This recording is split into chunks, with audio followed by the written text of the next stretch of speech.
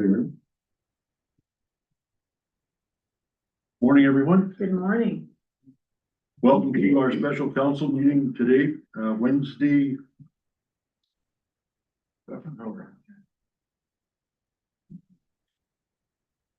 Morning, everyone. Welcome to our special council meeting today, Wednesday, January the 28th.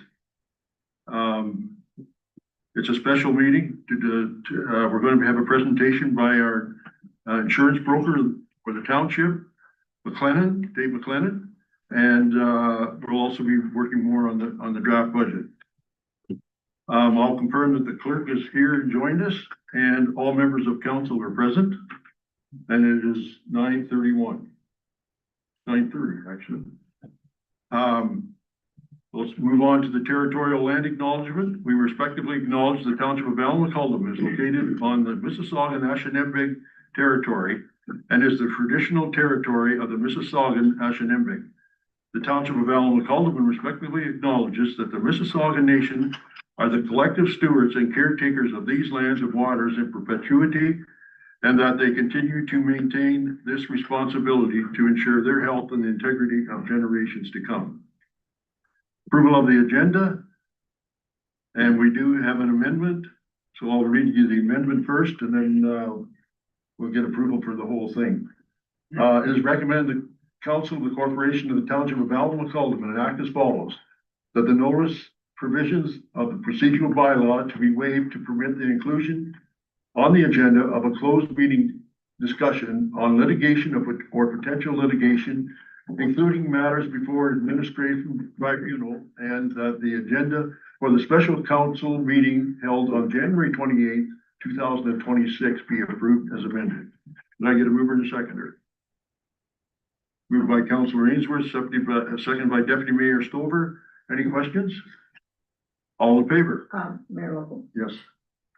Just before we do the all favor, I'd like to request a look at a couple of the decisions from the meeting, and I'm just wondering, can I do it when that is up, or should I advise you now? I think we'll wait till it's up. I don't know what you're talking well, about. the one is the grants, Okay, and the other one is the Parks and Rec employee. I'd like to at that time make a motion to reconsider.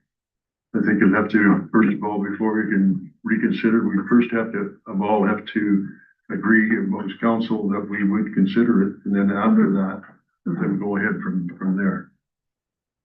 Let me know when Okay, that comes up. Thank you. all in favor? Motion's carried.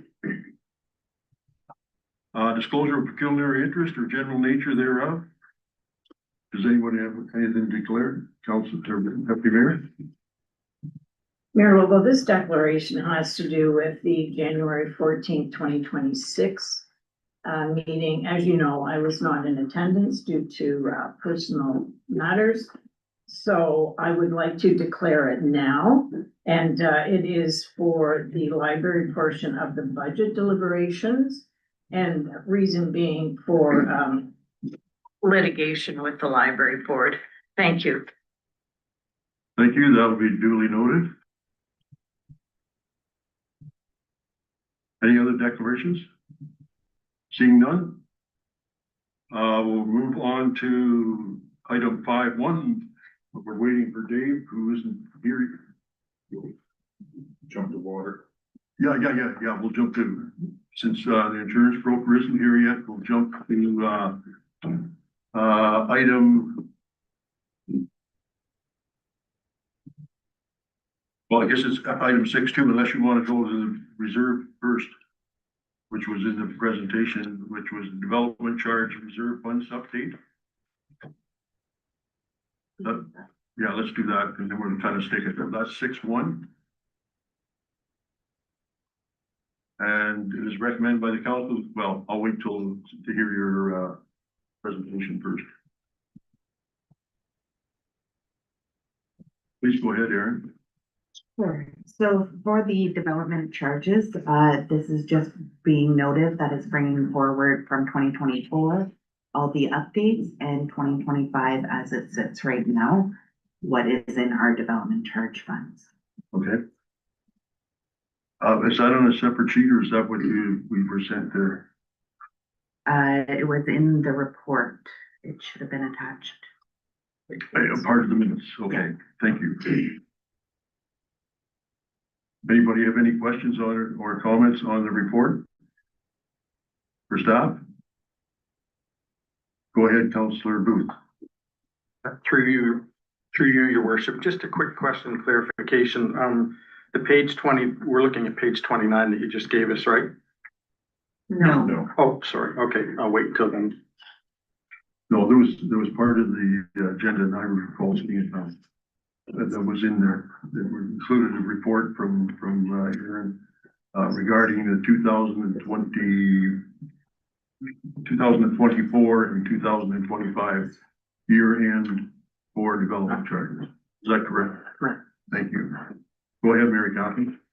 Just given that this item was added last night and it does appear that all of us need more time to look at this before we're ready to ask any questions, I'm wondering if we can defer discussion of this item. I'll make a motion to defer discussion of this item until our next regular meeting. Well, I think I'd like to at least ask the questions first. Because if we have any questions, there's no sense in sending it back to staff unless if we have some questions now. Sorry, I don't have my questions prepared because I did not receive this till last evening, and I would like the opportunity to have some time to look at this and prepare my questions.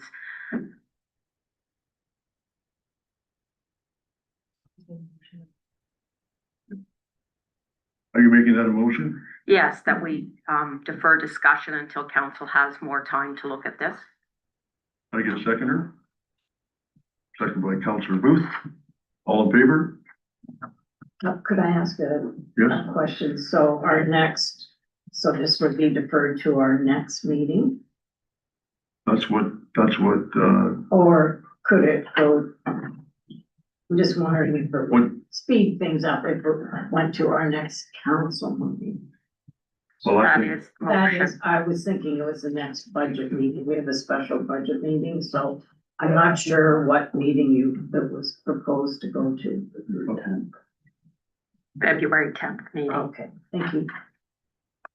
all in favor? Motion's carried.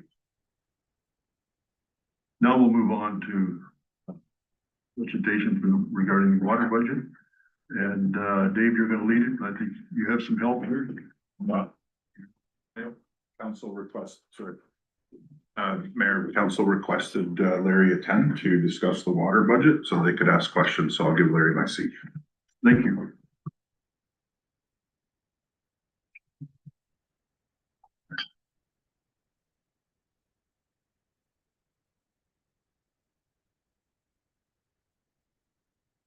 Morning, Larry. Do you know everybody at the table? I know most. Well, who don't you know? The gentleman over here. Mike Ainsworth, Yeah. Councillor Ainsworth. Okay. And, yeah. You should know me. Yes. And Greg, and I've met you, I think, once before. too. Yeah, Mary Catherine O'Neill. Nice to have you here, Larry. Anytime, all the time is a phone call away, so if you ever need me for something or something from Lucy, just give us a call and we'll gladly provide information.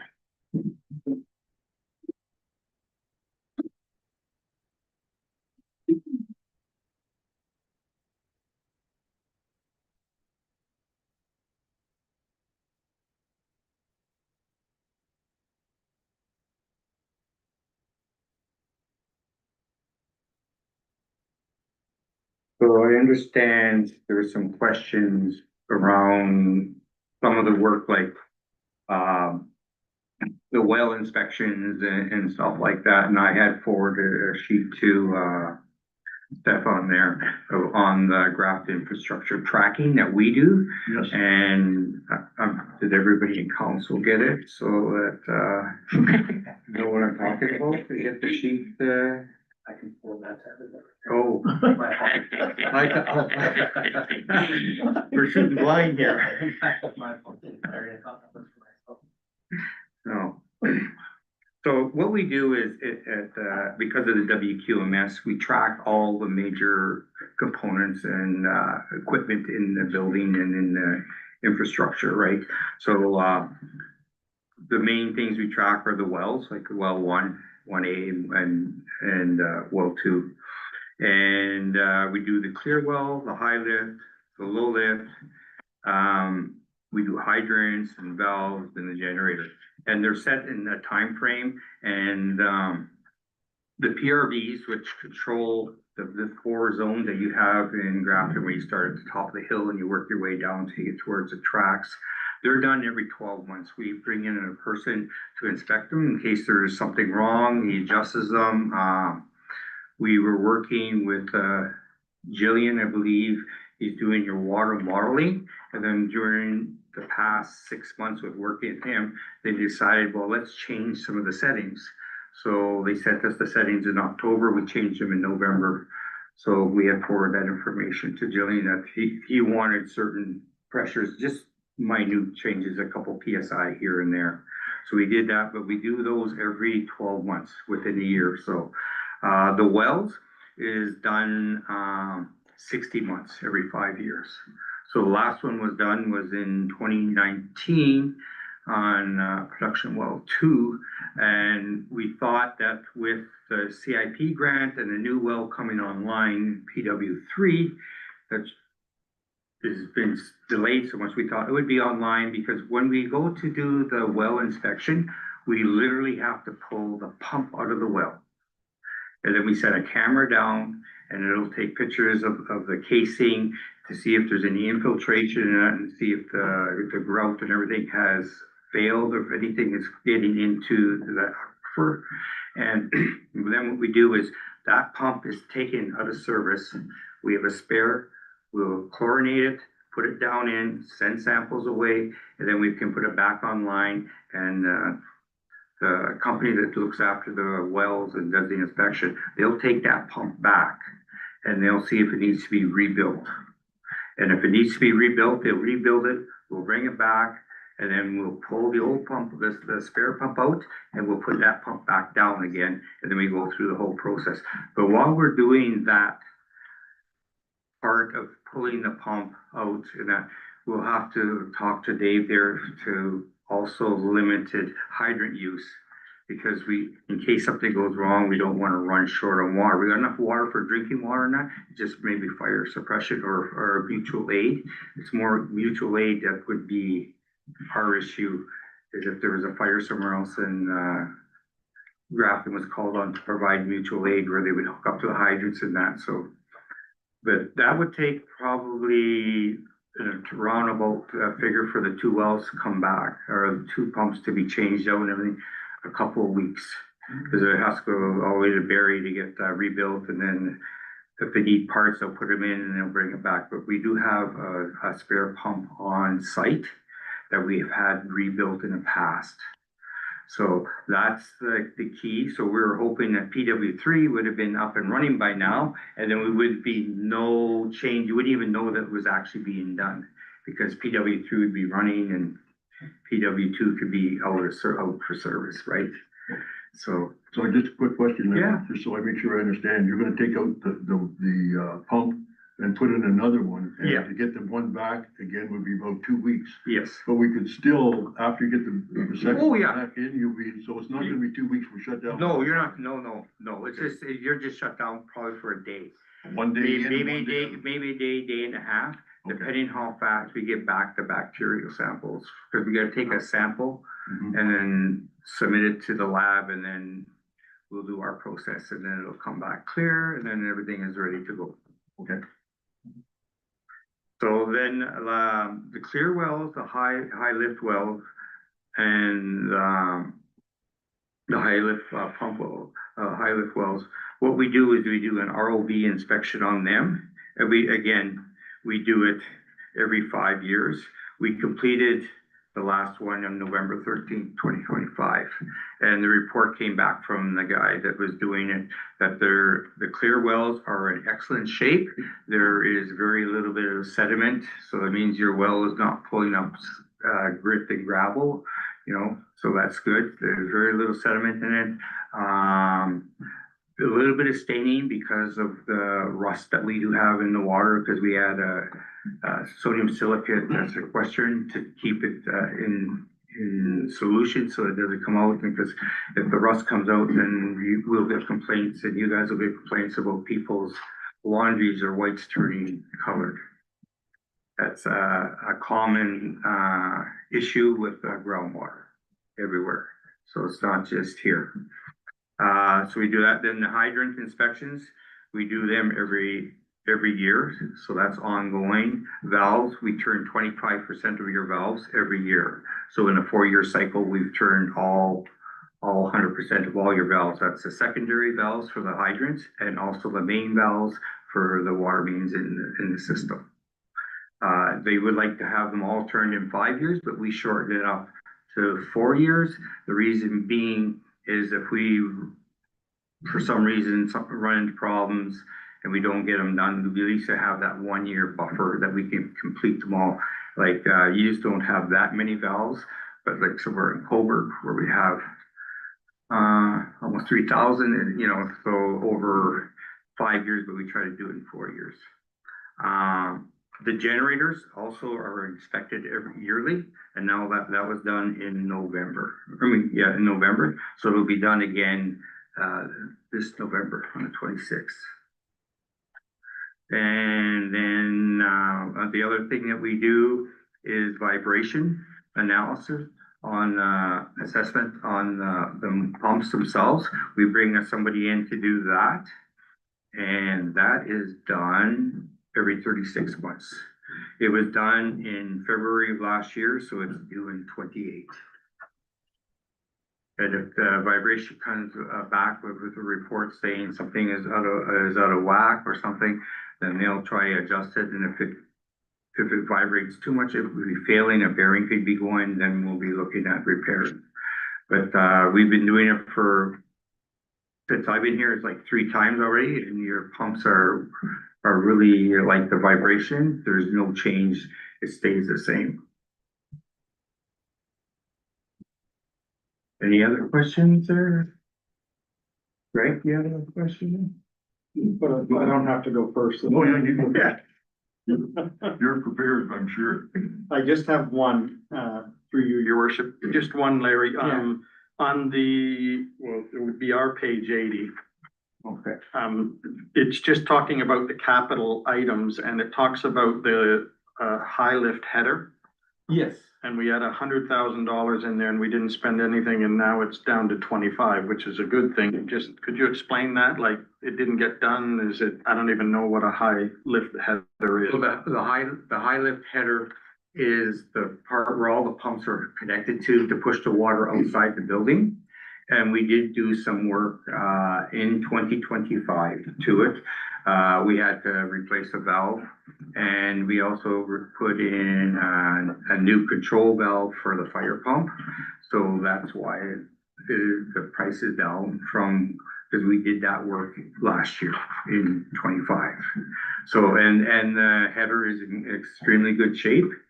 So it's just, if something does happen, the money is there to repair it.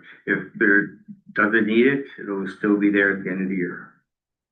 But I think, if you don't mind, Greg, Yeah. it's something that comes, we hear quite frequently that the billing is behind. And, because it doesn't appear to be, so unless you did it in the last couple of months. Yeah, we did it in November, like the end of October, part of November. Okay, Yeah, that could be explained some. yeah, because we had to put an insertion valve in. Okay, and it wasn't nowhere near the $100,000, is that what you're saying? No, Okay, no. okay. That answer your question? Yeah, perfect, thank you. Yeah. Okay, you have another one? No, that's it. Mary Catherine? a couple questions. The first, Sure. following up on the mayor's comment, when will we see the year-end numbers, the actuals? Because if we're not seeing it here in front of us today, things like that project, when will we see those numbers? I believe the finance department at Lakefront Utilities is working, trying to get everything out for the end of the year, like in January here. So because I know I've been working with the finance department on making sure that the invoices are going out. And I believe they may have sent some out. We've had some changes in our finance department where our director of finance, he left, and so we had to find a new one, and some staff have changed over and retired and that, so yeah. Stefan's waving behind you that, I believe he's got the bills yesterday. We just got some bills this week. See, there you go. Ask and you shall receive. Mayor Catherine? I have another question about the amount to reserves and, in our other reserve fund, it looks like we did have some money go in or we're thinking we're having some money going in 2025, but I don't see anything here. And then we have a very large number going into reserves, and that I am assuming is flowing from That. the 2021 report. That would be, no, that's through internally through your finance department. They look after the reserves. I can speak to that. Okay, So that is from our well grant money that is still flowing through. So because it's been a year over year project, it has to flow through the system of in and out. So it looks like we have, but it's the in and the outs of, so that we show that money. As well as there is money going into the reserves, and that's coming from the development charges from prior years as well. so is that, Go ahead. thank you. So that's going to be a one-time large amount, the 701. It's not part of an ongoing thing then? Correct, that's coming, that amount is coming from the development charges of funds that we can take out. Okay, so does that mean Larry needs to come up with what project that'll be used for? It's always nice to Okay. have an nest egg. Well, with water, Yeah. my opinion, or my limited experience with it, you need it only because someday you're gonna have to pay. I think, not to go talking a lot, but the Covert got a $26 million grant or something. From USPS for building faster homes, I think Yeah, that's what it's yeah, under yeah. for water and wastewater, yes. Yeah, that's a lot, but it doesn't cover too much when you're doing something like that. No, when you're looking at in Coburg, like to replace a meter of water main, with that includes everything in the road, you're up around $3,000 a meter. A meter, A meter, yeah, Yeah. a meter, okay, $3,000 a a meter. meter, yes. And what do we have, 17? So when you do a kilometer, you're at $3 million to do a kilometer of water main with the road and everything else thrown in.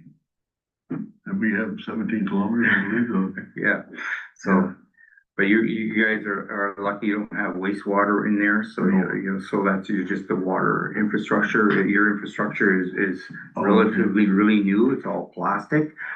We've had some breaks in the past and all that, so there's a few issues out there because most of it is with the soil being acidic.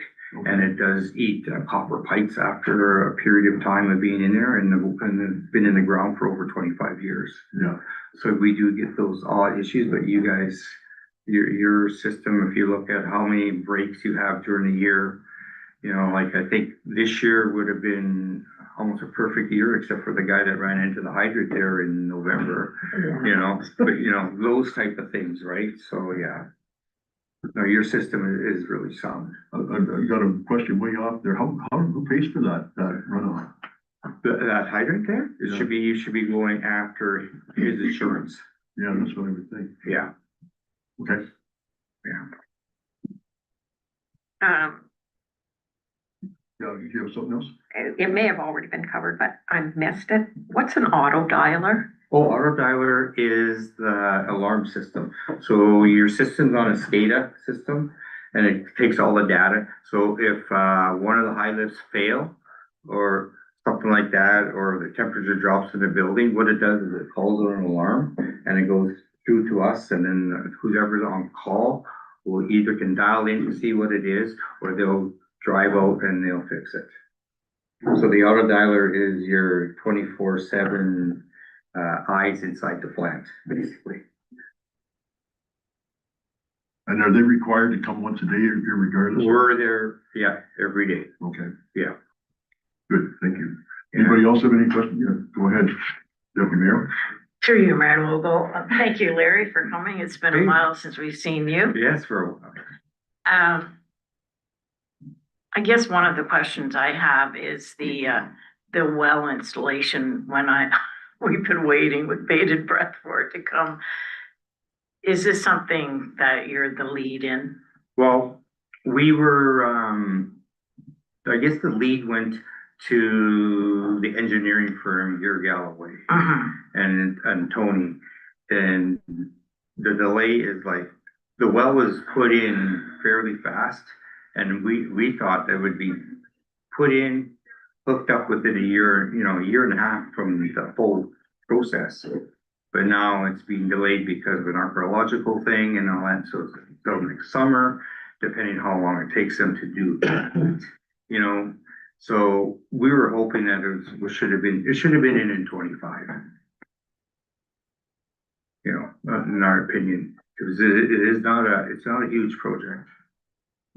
And you think about it that Grafton got the money for their well, and we got money for our water tower the same day that they announced the funding for the CICP, and then we finished our water tower like in October of last year.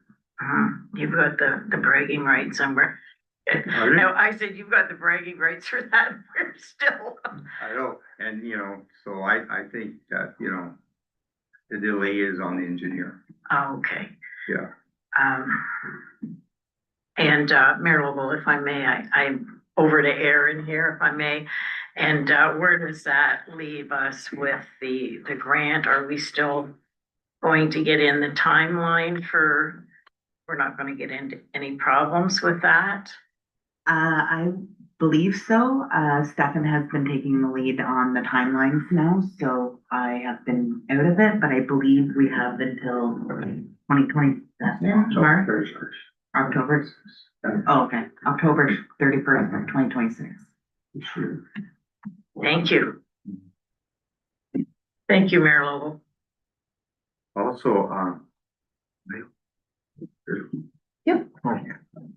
Also, there was just a couple things. Your municipal drinking license it comes due, and you guys need to do your financial statement and your rate state thing there. That's just part of it there. That I think I forget who had done your last one. I don't think it was Watson Associates. I think it was another company that did it. But you have to do a rate study that has to go with your application for the municipal drinking water. So, and that goes in July 25th of this year. Yeah, so you got like 6 months. It shouldn't take that long to get a rate study done, but I just thought, I'm not sure if it's been brought forward to you, but I thought I'd just mention it. I believe that staff are going to work. Yeah, because I know Stefan had asked me a question about it there, and I says, we'll do all the paperwork. You just do your financial thing, and then Janine will submit it to have you sign it, and then we'll submit it for you guys. Okay. That's good to know that. I knew the staff were working on it, but I didn't know there was a deadline, so it's always good to have deadlines, as long as you know they're coming. Yeah, the ministry sends it out like, in advance of like 6-7 months, so it just came out, I think, in the early part of December or something like that, so I just thought I'd just bring it up. But yeah, but Janine says she'll do the paperwork and everything for you guys and all that. And I believe that's in the budget, is it not? Yes, that's a WQMS thing. When you see the WQMS. WQMS there, Yep, and that's where, what she does. perfect. Do you have anything else, Mary Catherine? Story where I'm seeing the WQMS, I'm seeing zero. Although on the next page, I do see water capital, water master plan, and I assume we're not doing another water master plan next year since we did one this year. Is that where that is? No, it's under, admin and compliance. Water. Water, Yeah. admin and compliance, the 16,000? $1,480, yes. Okay, perfect, Yeah. thank you. Go ahead. So then that leaves the question of why we have 70,000 for a water master plan then.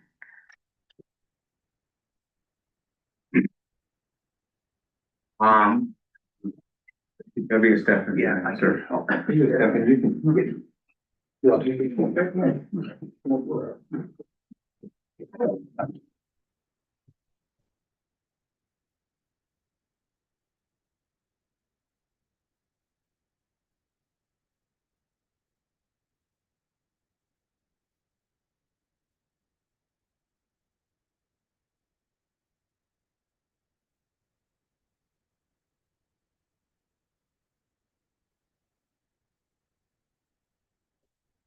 So through you, Mayor Logo, so I believe that would just be carryover, so part of the water master plan would have been from last year and then this year. So I believe that was just why the lateral number was put there, and then the charges would be just applied to that account. And once I get the invoicing and everything there, we can charge that as well. Yeah, is that complete then? The project? I haven't been taking the lead on the water master plan. Dave has Not been done spearheading, so. yet, okay. Mary Catherine? So we have had work done more than $610 worth. So in our 2025 actual, what, do we have a sense of what that is that we paid for the study? So through you, Mayor Logo. So yes, there's been, there'll have to be some reallocations to some accounts. We've been working with a couple consultants right now, Agile Infrastructure, Aqua Insight. So there's just been some, I'll have to go over the invoicing and just make sure everything's properly applied to these accounts, and we'll have yeah, I can say there's been charges. I would say probably at least $5,000 I can know that off the top of my head, so. Thank you. Mary Catherine? Sorry, we had, I believe it was Agile, present to us a report that we received. I don't have that on my fingertips. Are we saying that report that we received this year was primarily paid for in the 2024 budget? 2024 or 2025? No, I'm sorry, but you just said there's only, as far as you know, a few $1,000s outstanding. Through you, Mayor, that's just off the top of my head. I don't really want to quote an incorrect figure to you, Counselor. So I have seen the invoices come in from them, and what I'm saying with the misallocation is when we do a charge and apply it to an account, just with the two consultants that we've been using, there may have been an account charge that shouldn't necessarily have been charged. So I'll have to go through and do what's called a reallocation and make sure that it's applied there correctly. Good. Mary Catherine? So what is the 70,000 for that's in the 2026 budget above and beyond what we've already received? Through you, Mayor Logo. So it's just a lateral move on the number. That's all. So if I had actuals there, would have just been that number subtracted. The total, so if I understand you correctly, the total that we had budgeted in 2025 was $70,000. Yes. And we didn't get the job done. We got a portion of it done. Correct. We don't know exactly how much we've paid out so far. But the 2026 $70,000 will probably not be required based on what we've done so far and will we charge in 2026. That is correct. Thank you. Anybody else have any further questions regarding the water budget?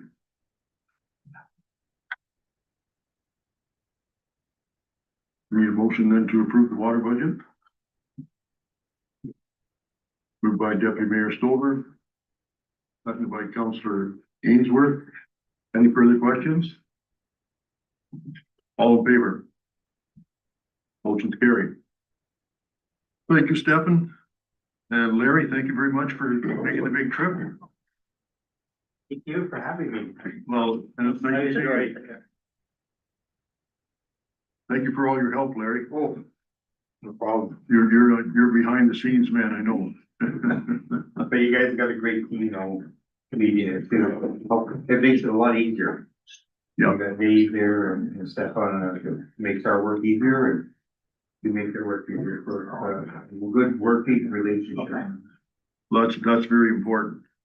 And I'm glad to hear that. I'm not surprised because I know the people you're working with.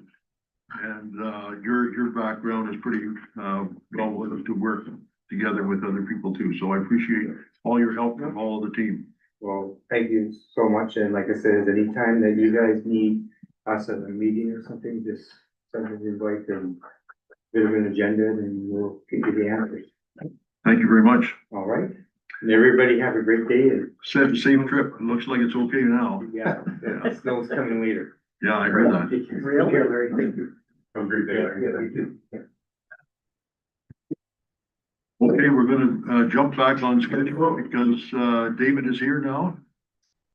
And, Dave, My apologies. no, I was at Chatterton Community Center at 9:15. Larry said oh, were you? Yeah. Luckily, I had my phone, so I searched the Facebook page and it said, Almond Civic Well, Center. So thank you for, not, I know you. I'm late, so. No, you're very, very seldom that you're late. No, Very, weather very is okay seldom. today. Well, and the weather probably wasn't really cooperating either, but Oh, it's not bad right now. no, No, it's good. yeah, I never, you probably know more for me, not know, but they had a bad accident and, right yesterday there, the 401. Closer to Walbridge. Oh, Walbridge. Loyalist, I believe, yeah, 50 vehicles involved, Yeah, severe injuries, yeah. So, varying injuries as well. yeah, Oh, I didn't hear that. yeah, it was quite a bad. Yeah. Well, that's the area we live in, It is, yeah. and that's not a good reason to make an excuse of it or nothing like that. No, and I'm sure at Roma, you had a lot of discussion about the EDRs. That's a We did have a, huge topic because not only do you get one roadway that's decimated, but then it's a free-for-all yeah, for wherever people go. So, well, it's, two lanes going one way at 120 kilometers an hour and moving them all into roads that are one lane that have 60 kilometers an hour. exactly, yeah. And, you know what it's like right out in front of your office, what it can be Oh, like yeah. sometimes.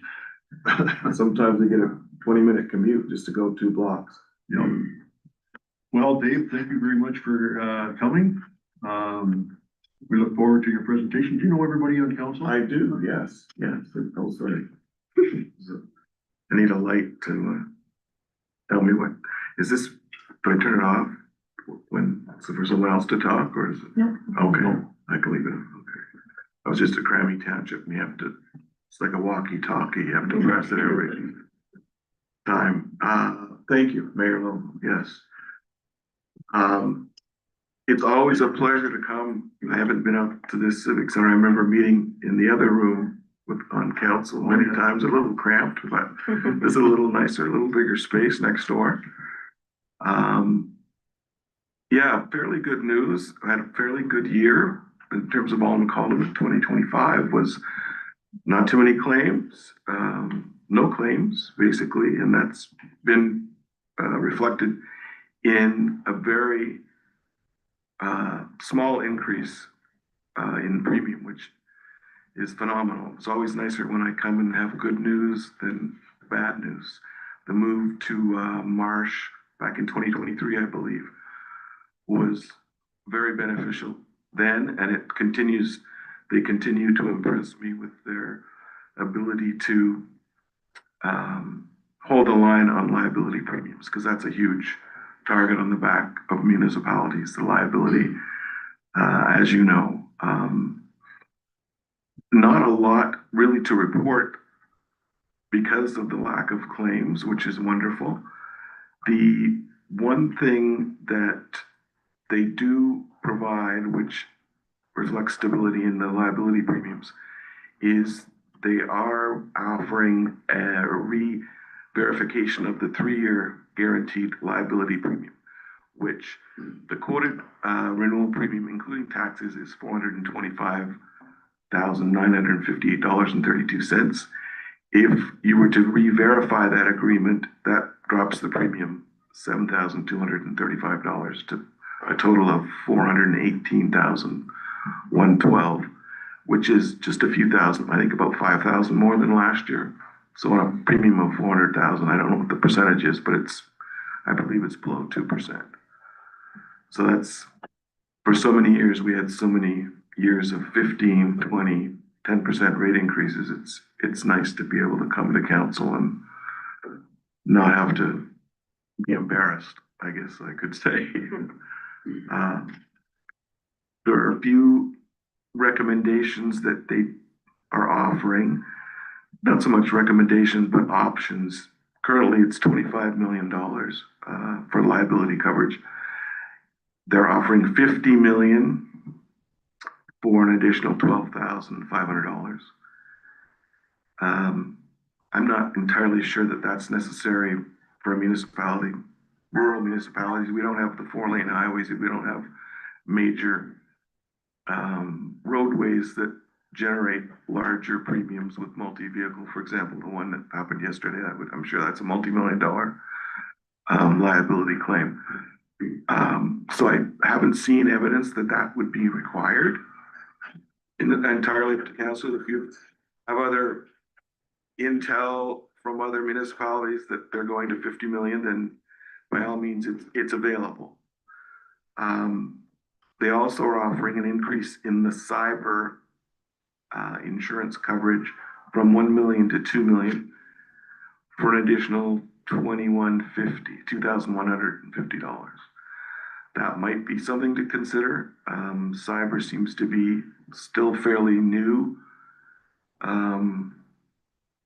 in terms of claims history. We don't have a lot of data to tell us what those are, but can be in the millions, of course, for larger corporations and larger municipalities. So that's something that is food for thought.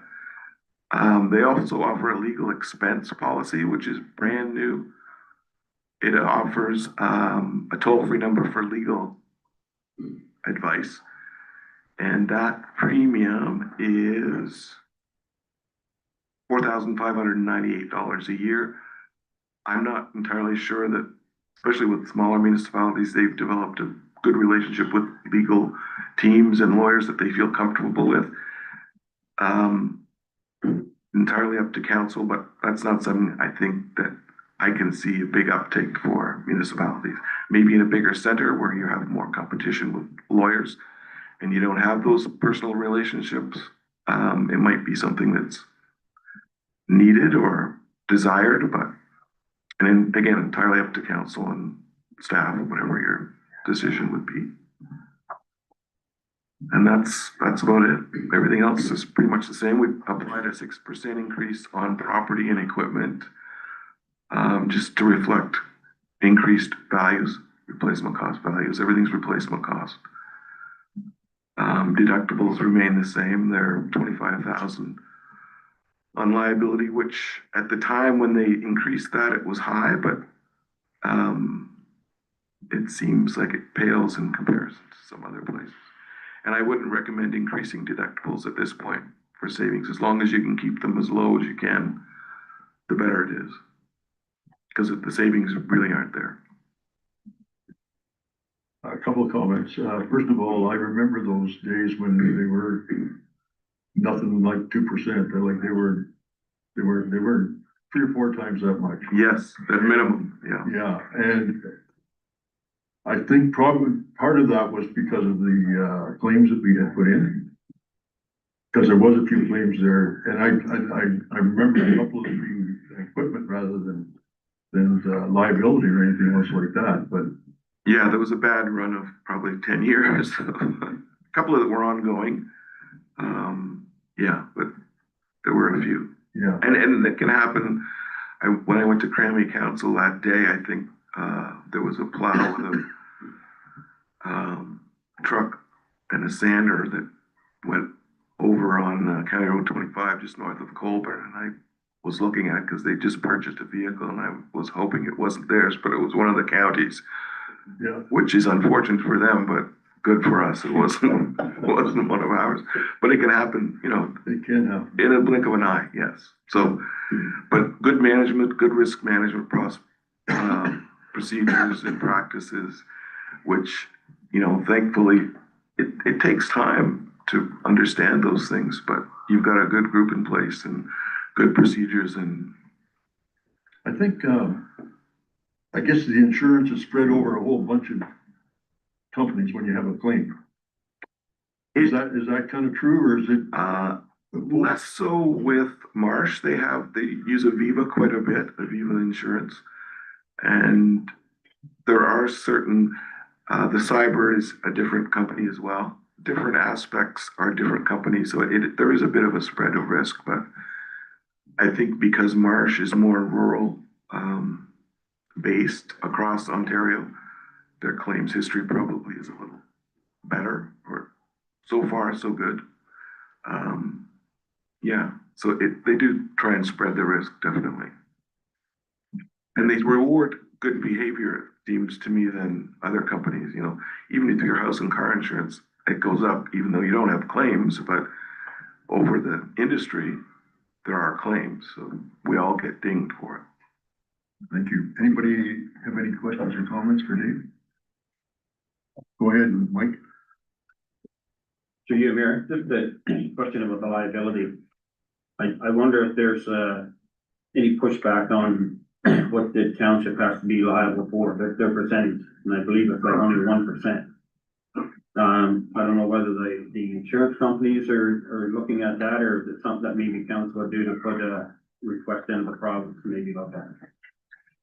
It's an ongoing issue, the concept of joint and several liability, where, you know, you have an accident on a township road and township's only 5% at fault, and someone else, you know, could be spread over 2 or 3 entities. But because the municipality has the big pockets, the 25 million, the legal judgment, you end up paying the most money. That hasn't changed.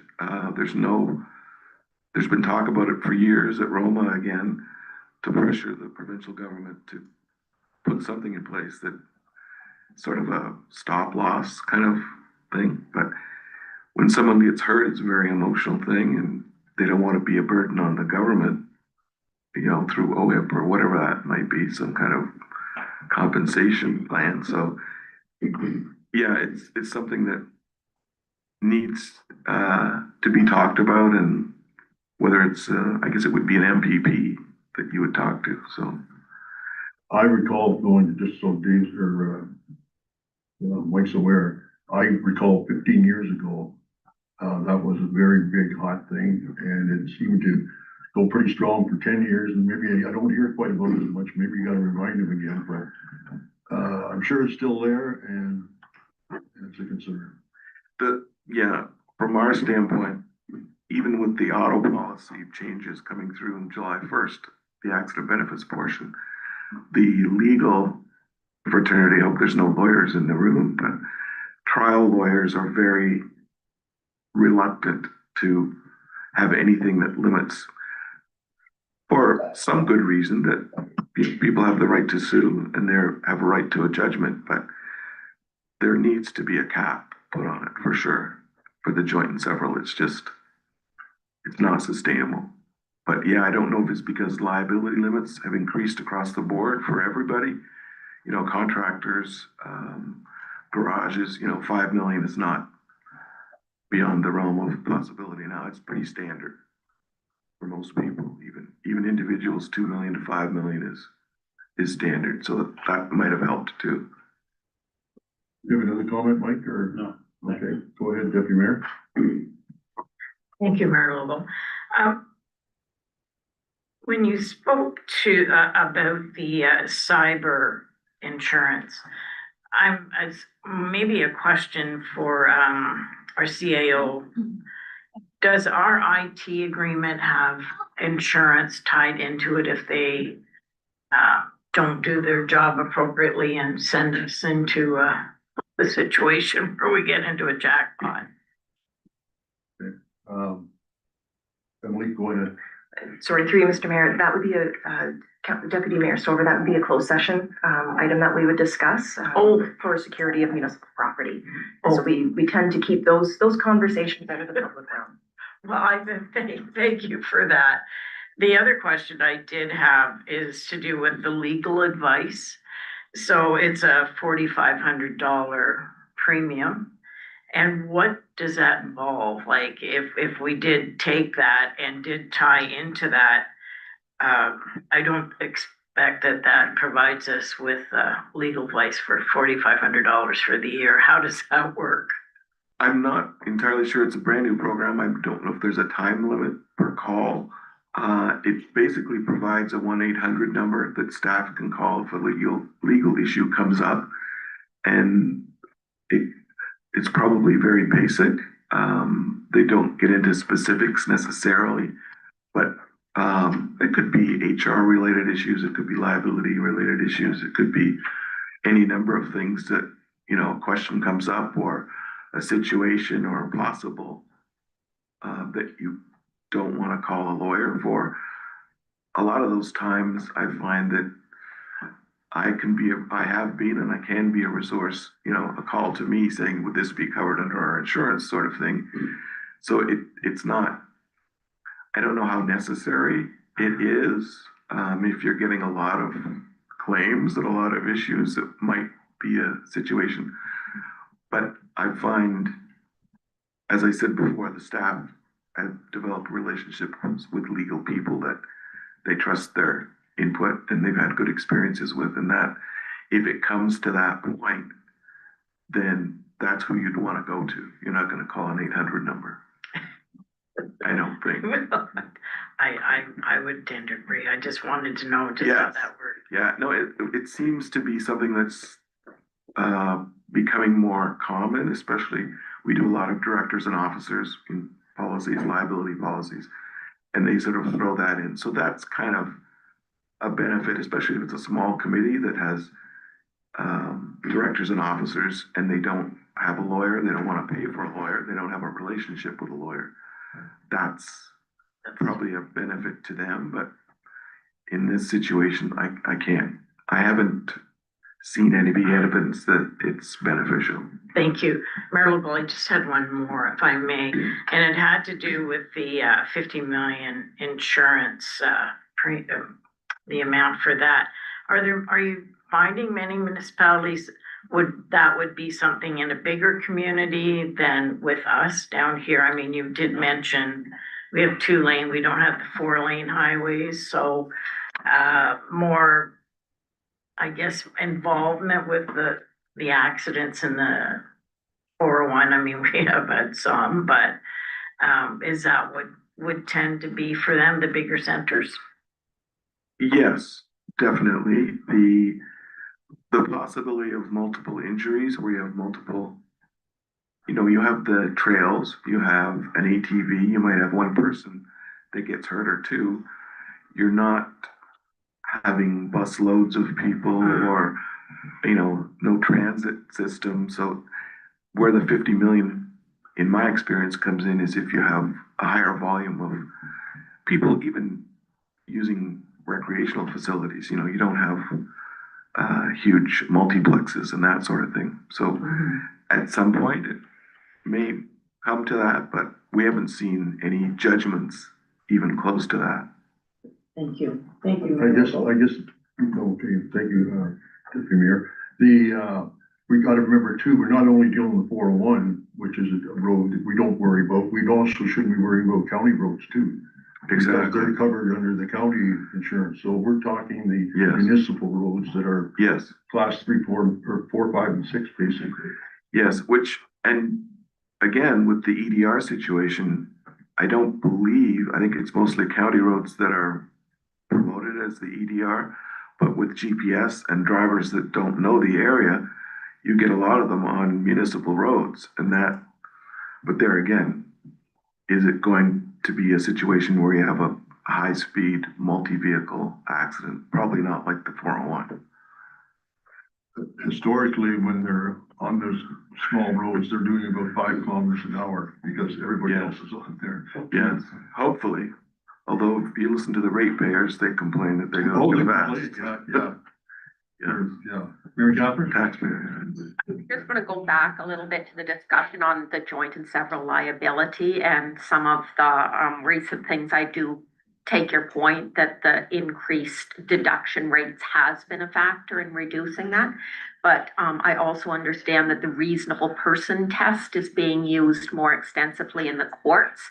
So because the municipality is a person and we would fall under the Reasonable Person Act, are there any things that we should be looking at to reduce our liability by, and I know that, and Stefan's just stepped out for a moment, but in Public Works, in all of our departments, we've improved our tracking of some of these things for safety, but is there a next step you see that we should look at next? I think the concept of document with electronic devices being added to the vehicles has, greatly improved. It's light years ahead of the way it was even 10 years ago. I'm not aware of anything personally that would benefit that other than what you're doing already. I think the documentation and the retention of those documents, I'm not sure for how many years. I know it's 2 years, the limitation for lawsuits, but I think you're doing a very good job right now. Thank you. Anybody else have any questions or comments for Dave? Seeing none, Dave, thank you very much for your presentation. Thank you. Again, sorry I was late. No, sorry that we sent you to the wrong place. No, it's okay. I appreciate you coming, and I don't think you were here last year, were you? No, 2 years. 2 years ago. No, that's right, 2 years ago, yeah. Well, we appreciate you coming, brought us up to date on a few things, and I'm happy to hear that we're in that, I think 2% or something like that. I think it's less than 2%. Is that right? That's good. Yeah, it's excellent. Yeah. And we need more contracts like that. Yeah, right. So thank you very much for coming. Thank you. Appreciate you. And I appreciate the time, yes. Yeah, and I'm available anytime if you have special meetings that you need insurance advice or recommendations. You know where I am. Yep, we do. Thank you very much. So I'll need a motion to receive Dave's report for information. Moved by Councilor O'Neill, seconded by Councilor Booth. Any further discussion? All in favor? Motion is carried. Thank you very much, Dave. Take care. Okay, we'll go back. I believe we should come back to 6-1 we've done. 6-1, 6-2. We'll go back to 6-2, and I guess Dave, you're going to lead us. That's my understanding, like you have been so far. And we've done 6-1, which we're going to hold for later, and going on to 6-2. Rest of 6-2.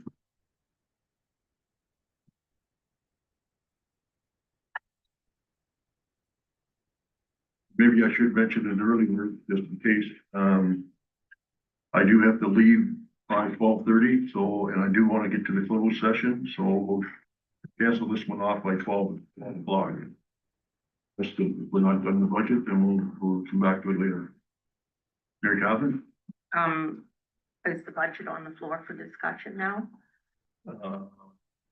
Yes, but Dave's gonna take the lead, and if we've got something on it, then we'll come back to it. Thanks, Mayor Logo. So if council would go to page 131 of your booklet, you're looking at Schedule F. Schedule F identifies the changes that were done at council's request at the January 14th meeting. I have the fire and police on 131. So you're looking for schedule F in the. Oh, I was online.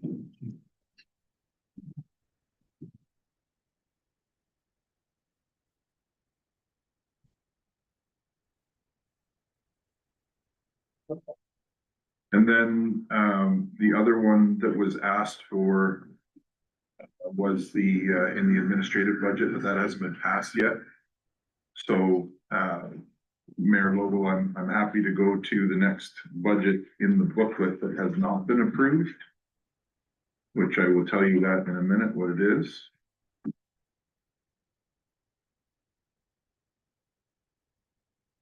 So the next budget I have that has not been approved is the Public Works budget, which I would turn over to Stefan, our Public Works Manager. And my understanding is the reason this was deferred was council wanted to receive a list of the roads that were going to be upgraded or worked on this year, resurfaced. And that's on page 62 of the same budget package. Mayor Lobo. Here, yes. Well, before we allow the CAO to leave the seat, I would like us to look at page 20 and go through the levy impact. And if we can walk through that formula, I am looking at $760,377.60, and it says that is a 3.6% tax levy. Now, I know last year we had a budget increase of $599,329.40, and that was a 7.44% tax levy. So if someone could walk me through this formula so I can understand what appears to be quite a variance.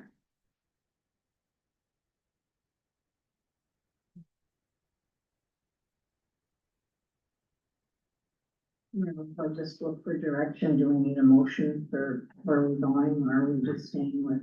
I don't think we ever approved that one. What one? This conflict of whether it should be 29 or on page 20. Respectfully, Mayor Logo, there's nothing for you to approve there. Okay. That is an explanation and an understanding of how the tax calculation works. And I can explain that to you if you like. I think that's what Councillor O'Neill is asking for. Okay, great. So when you look at the net levy of the municipality, our municipality, you have 9269025, right? So to understand how the tax calculation is formulated, it's not as simple as just reading a financial statement like you would get at home. You have to understand how the tax calculation works. So I'll attempt to explain it to you in as simple terms as I possibly can. You must first take the levy, which we've identified, the net levy to council here, divide it by the total impact assessment for the municipality. The only way you get the total impact assessment is by working with impact and getting the documentation from them. This allows you to determine the residential tax rate. And I sent an email to council earlier today to explain this. Once you have your residential tax rate, you then formulate a calculation based on the residential assessment. So coming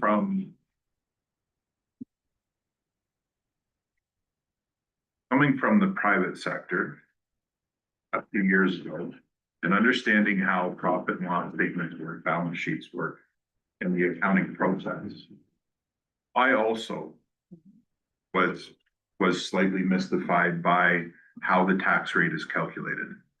And I found out as I was educated on it that it's not as simple as one might think. So if you take $100,000 of impact assessment, so that means given home A is worth $100,000. That assessment is times by our tax rate for 2026. Our tax rate for 2026 is 0.007000562, which equals $756 for $100,000 impact assessment. There's an example of these results on page 20, which is what has been brought to question. The results on page 20 identify the tax increase identified in the budget and worked through the budget identified at that time. The residential tax amount of $100,000 in 2025 was $676.22. The 2026 tax amount on $100,000 of $756 minus the 225 tax amount on $100,000, $676.22 equals $24.34. So now you inject the extremely simple way to read a financial statement and do the following. Take the increase over 2025, which is $24.34, then divide that by the 2025 tax rate of $676.22, and you get a 3.6% increase. That's the way the property tax increases work through the calculation that municipalities are designed to follow. Thank you. Go ahead, Mary Gosden. Okay, so that still appears to be different than how it was calculated and what those numbers look like in 2025. But then does it follow if we did proceed with a 2% infrastructure levy, then what would the amount of that 2% infrastructure levy generate for us, given what you have explained to us now? So as it sits right now, 2% levy increase is about $185,000. So it is 2 times. 95. So 3.6 is less than double that. And you're saying, like, what I have in front of me here is 2%. You told me it's going to generate, sorry, I didn't write that number down, 180,000? About 185,000, correct. Then how does 3.6% generate 760,000? So it's going by the taxes raised. The infrastructure levy is based on the taxes raised. So right now, we're looking at a 9.2 million, and it's based off of that. Sorry, you're going to have to help me understand this. If 2% is 180,000, what is 3.6% then? Sorry, say that again. If 2% generates 180,000, what does 3.6% generate?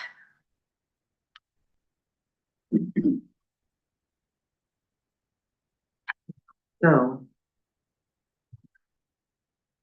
You can't work both ways. So, I don't mind interjecting, Councillor Neil. So you can't work both ways at it. One is there's a formula to calculate the tax rate and the tax rate increase based on multiple factors being inputted. The way you're looking at it is coming at it from they're two different questions. They're two different silos, and one's not related to the other.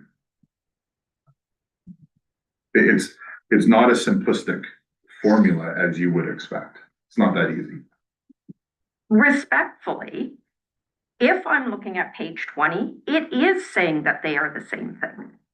They are saying that 2.59%, I'm looking at our beautiful graphic here, is going to generate it gets a little bit because you've taken growth off there. But then it's another 2%, and you're putting them together to get the 4.59. So we do need consistency in what the 2.59% is going to generate and what the 2% is going to generate, because they are put together as being the same thing in the total levy. I see a little bit kind of different than maybe perhaps everybody else. I see $760,000 or a 3.6 tax levy increase. And I think those are two different things. You're seeing that the draft budget represents an approximately $760,000 increase in spending. And or 3.6% tax levy increase. But the other money in between those two is coming from something else. And it's, in this case, it's development charges. Does that make sense? So, Mayor, no. So we, That I was my think- first thought I too. think I'm understanding where this is coming from. So they come from different formulas. Okay? Yes. So to achieve the 2.59, how you derived at that was you had your tax percentage increase based on impact assessment and evaluation of 3.6, right? Yes. You less your growth, which is 1.01 to get Yes. 2.59. That's in a box, Yes. okay? That's a formula. Yes. Your next formula is your infrastructure levy of 2%, and council's asked for the injection of, or the added point of 2% of the levy. The levy is 9.269 million. 2% of 9.269 million adds in to get you your total levy increase of 4.59%. But they're different numbers. That's what Aaron's identifying as the calculation of how you get there. Okay. So you got one way you're coming at the answer, you gotta come the other way to get to the answer. You combine those two answers to get the total. And my only thought on that is, I agree with you with the first section. I don't see how you can say there's a $760,000 tax levy increase. Because we're not asking the, Aaron would have to walk you through the exact calculations. I understand the calculations, I think it's just the terminology that I'm a little bit confused on. Do you understand what I'm saying, Aaron? I do. So, yes, it's a little confusing when you read it. So the 760 does come from the previous year. That is the difference. And when it says or 3.6 tax levy increase, that is a wholesome statement. It's Yes. or. So I see where the confusion's coming from. It is the 760 comes from one pot, the 3.6 tax levy increase comes from another pot. And they're both exactly right. Correct. But you do get, I got a little bit misled on the 760,000 or. And that's a little bit confusing to me. Yes. If I may, I'm just wondering how we can expedite this. You're under a time constraint.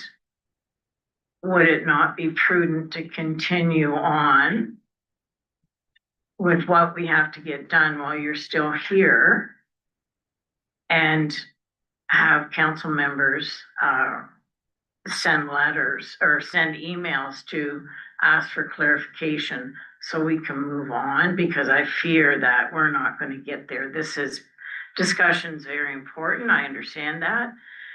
But I also know your time here is very important. So I just ask you for direction on how we could expedite this and get to the end result here. Thank you. Thank you. Mary Catherine?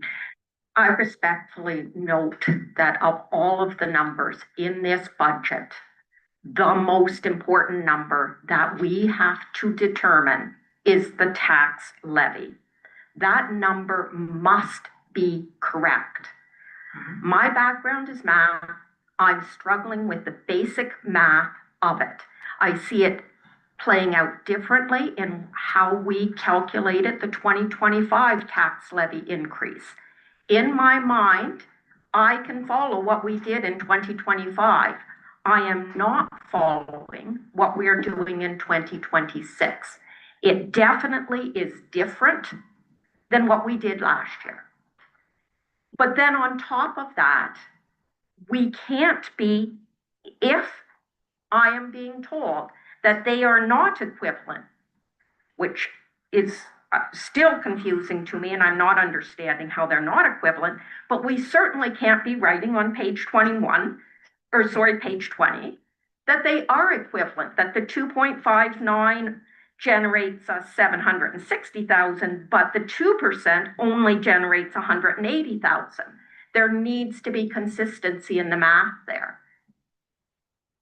So I am like you, I think, but it matters. This whole budget is premised on that. We can't approve anything if we think we're approving and staying within that limit, and we're not staying within that limit. Okay.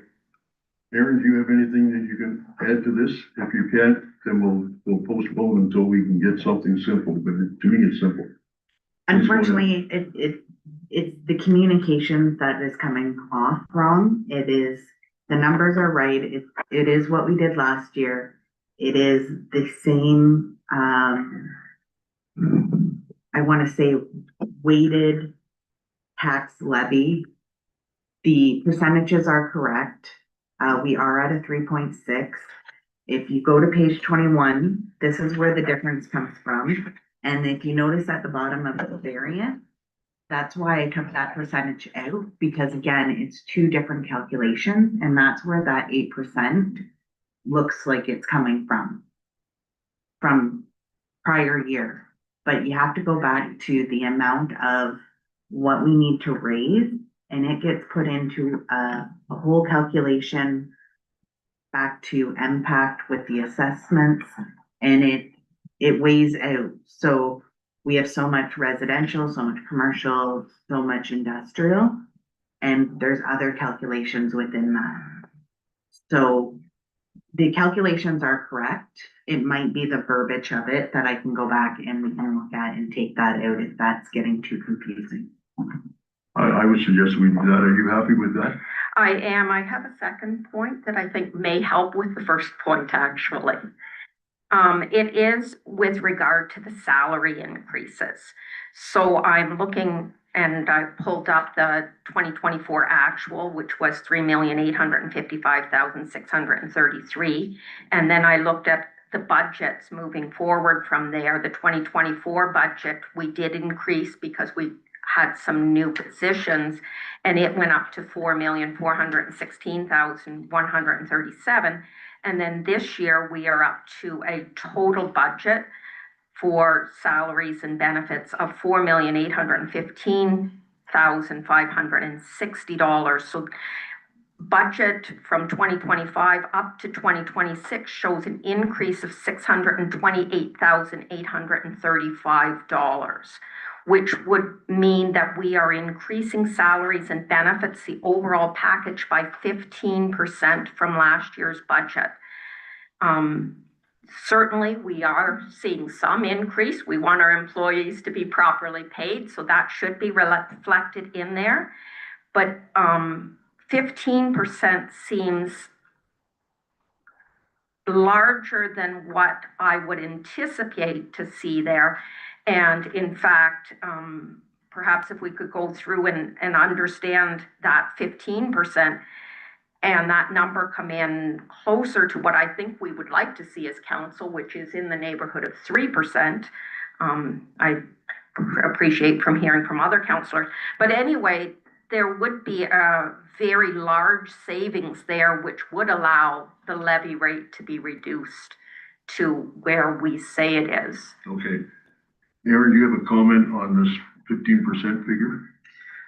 So because it does include salaries and benefits, if you look at it, the benefits have increased this year to quite an amount. I'd have to go back and get the actual amounts for the benefits, but there was a substantial increase due to usage, our consortium, those types of items that have had a big issue. You also have to look at EHT, WSIB, increases of those, which all increased as well this year. So it is not totally looking just at salaries. There's a lot of non-controllable like EHT, CPP, EI, and the extra pay of 27 weeks. So there isn't really a lot of room to decrease in that one this year. Mary Catherine, where are you getting all this information? You're getting it from different, I'm getting it from our two budget packages that are in front of me. I'll ask the question again. Is this, it's not one particular, report on each department, it's across several departments? Correct. It's Okay. it's the sum total that was provided in the two books that we have, the 2025 number versus the 2026 number. I would love to see, and perhaps I make a motion that, we ask our HR payroll interim treasurer to provide a breakdown of the increase in the salaries, as outlined there in terms of the benefit increases, the HST increases, and, whether that comes to us in open or closed, but I think we need to see something explaining the $628,835 increase. You see the $6,825,000 increase? I would have to go back to 2025 to see what was in there and, look at this year's, year-end budget as well to see what we were at. Thank you. So do we have was there a motion made? I did make a motion, and it is on page 26 of both booklets from 2025 and 2026. Yeah, we need a seconder for that motion then. I'll decide whether we need a second motion. Thank you. Do we gotta get a seconder for that? What is the motion, please? That we have a report brought to council, explaining the increase of $628,835. And you're getting that from, page 26 on both the 2025 and 2026 Budget budget packages. packages. Seconder? Seconded by Councillor Booth. Any further discussion? Yes, go ahead. I'm just looking, Mayor Lobo, logistically, the timeline for this, where does this fit in? Are we looking at another budget day? I leave it up to you. Yeah. Just because there seems to be a bit of a lot of questions that are wanting answers, and I just need to know the timeline and, how that will work out. Thank you. Thank you. Go ahead, Councillor Ainsworth. Through you, Mayor, I just wonder if Councillor O'Neill would maybe hand her figures off to Aaron and maybe help figure it out quicker, what she's actually talking about, if you can do that. Just for the benefit of my fellow councillors, I do send my questions in with this prior to the meetings. In fairness, this one did go in yesterday. However, I did raise earlier, I had done it by departments and sent it in before the January 14th meeting. So I don't send it to all of us to avoid the potential of us all joining in a conversation and then it be considered an email meeting. But just for your information, I have sent this in.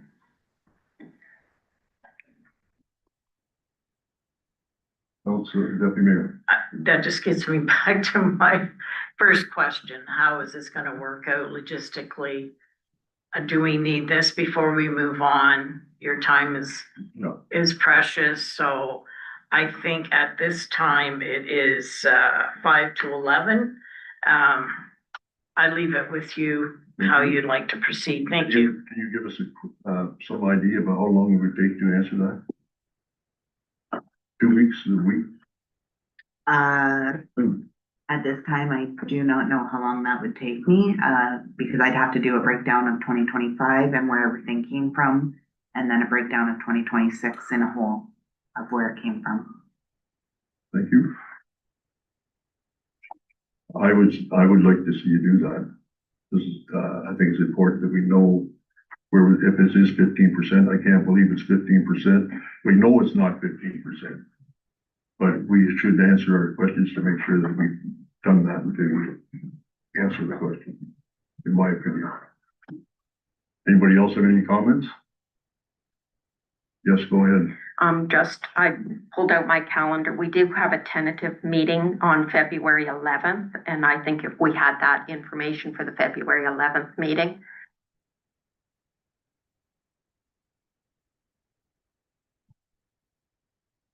Anybody else have any comments? Oh, go ahead. So, again, are we postponing today and moving everything till February? No, we're not 11th? doing that. We're gonna get as much done as we can before 12 o'clock. Okay, great, thank you, I'd like to hear that. All in favor? Motion's carried.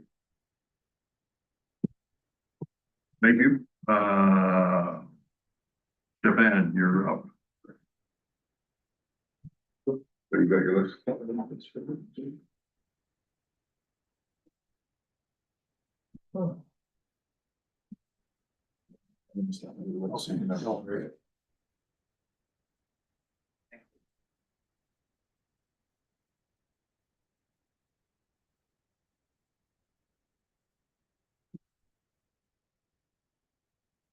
Go ahead, Stefan, please.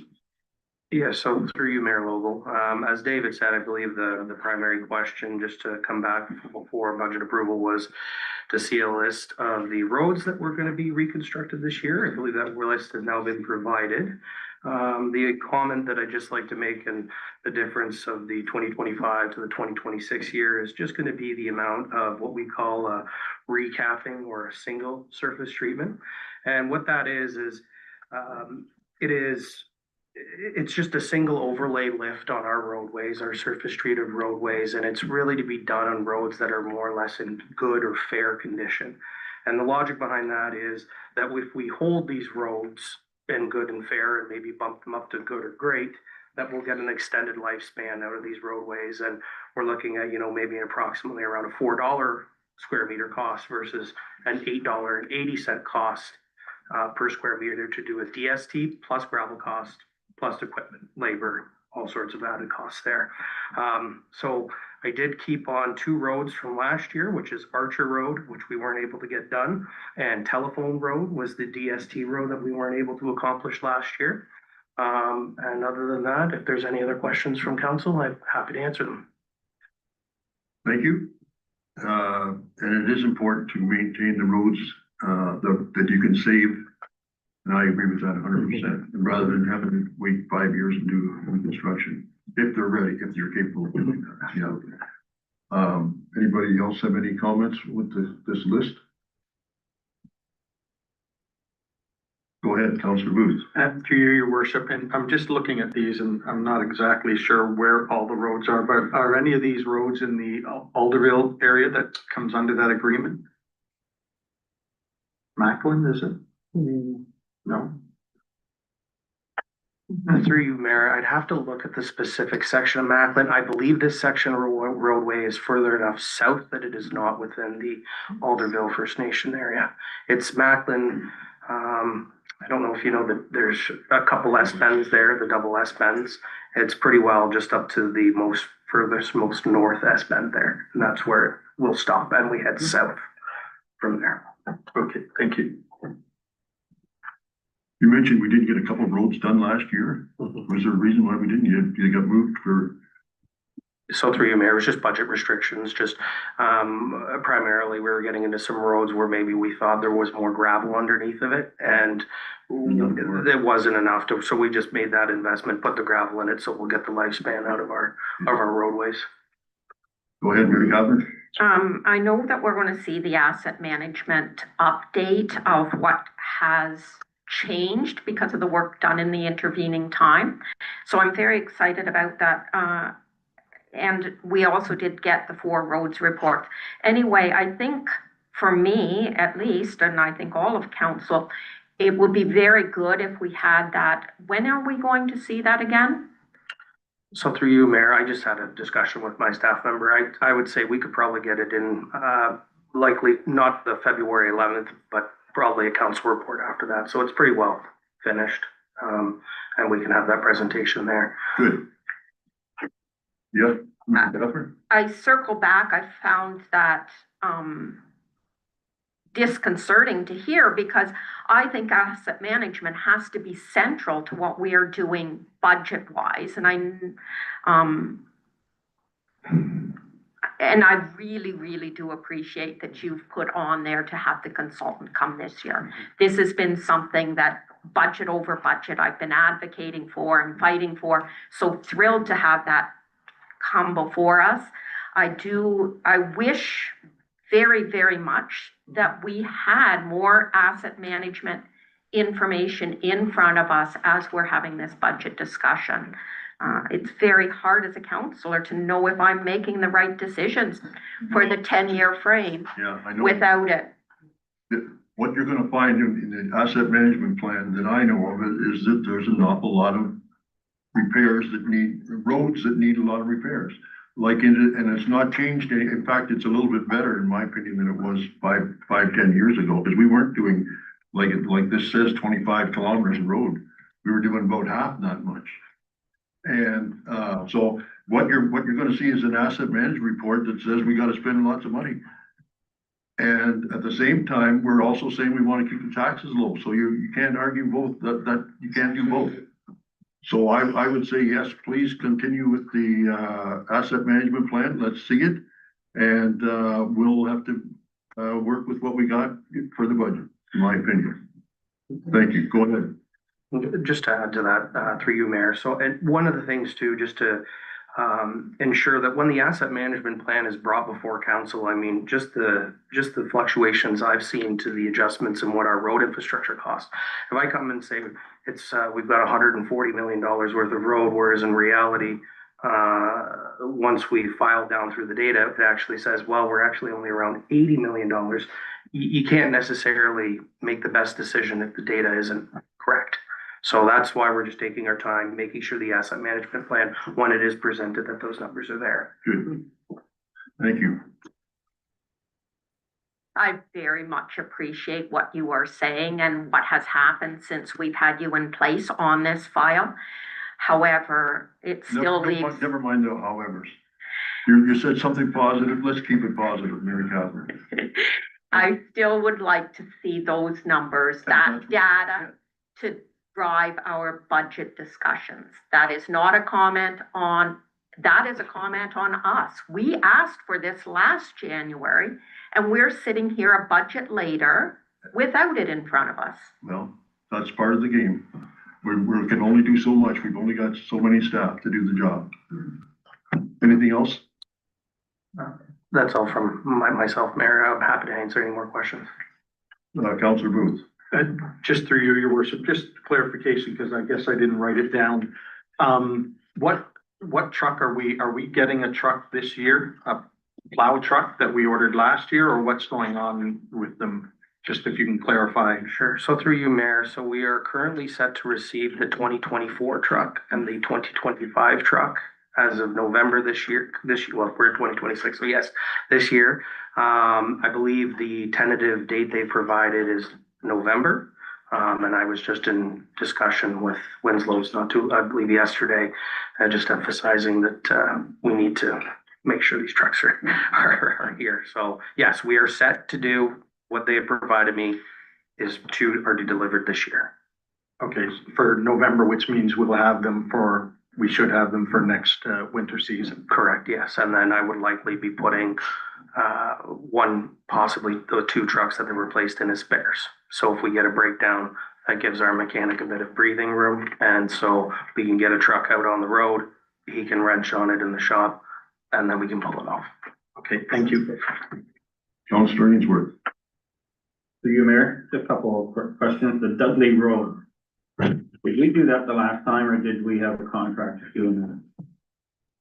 So through you, Mayor, I can't speak to the last time it was surface treated. I believe it's been partially prepared with some regrind. There was quite a bit of time the guys sunk in for work there. So a portion of this road is regrind. So what would just be added on that is just some granular. We wouldn't need much granular, and then we would actually be hard topping or capping it and putting that surface treatment over top. Okay. The other one is the Olduville First Nation agreement. Because we're in negotiations with them in talks, should that kind of be maybe stricken from the budget, because that could change in the next couple of months. But if we agree to that, then we're gonna have to stick to it for the next year. I think we have to put some figure in there. This is, I believe what we've got in there is what we know based on past history. And if we are able to negotiate something better, then, I think in the past, we put in what we thought we might get, we haven't got, so that would be misleading as far as I'm concerned. It's nice to put in the objective, but, I'm not even exactly sure what the, income was supposed to be, all the bill. What would you suggest? Well, through you, Mayor, I would suggest that we kind of leave it open-ended for right now, because if that comes up with an agreement that that number is going to change, extensively, we know how much money we spent last year on the road. That could change Yeah, very dramatically. so it's the revenue you're saying, Yeah. okay? My opinion, you wouldn't put it in, but that's only my opinion, and I don't think that we're at the point where we state we're gonna get more money. I think if we get more money, that's good, and I think we can get more money. But I would hate to put in the commitment to get more money, especially when we don't know what we're talking about. My opinion. Makes sense. Anybody else have any other comments? Okay. Yes, Mary Catherine. On the conference and training, I'm not sure, I haven't seen anyway a policy on our staff conference and training, which if there is a policy, I'd love to see it. If we don't have a policy, we probably need to form one.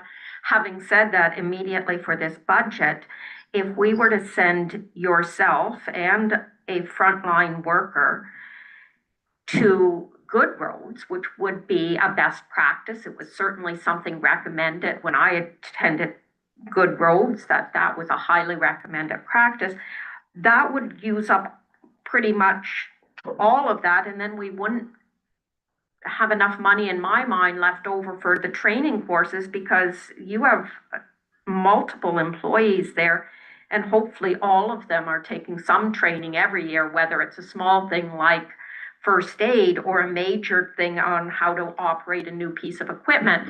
So I would personally like to see that number higher to reflect that I'd like training opportunities available for your staff. What, I can't find it, whereabouts, how much is there? There's currently 12,500, and I would like to see that more in the neighborhood of 35,000 personally, but, I think you're getting into, is 12.5 enough? I'd be happy to receive more in my training account. I certainly would.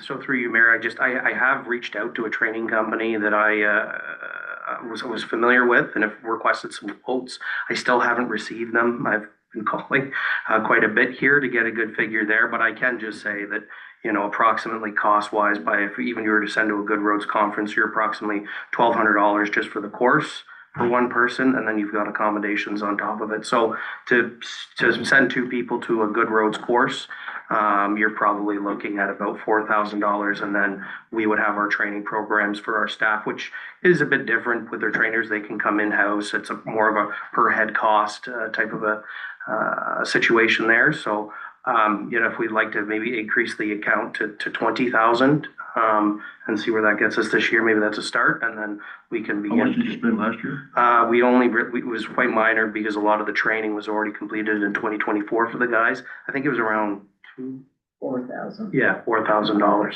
So you're suggesting we go up to 14? 20. It's at 12.5 currently, and that'd be a $7,500 increase.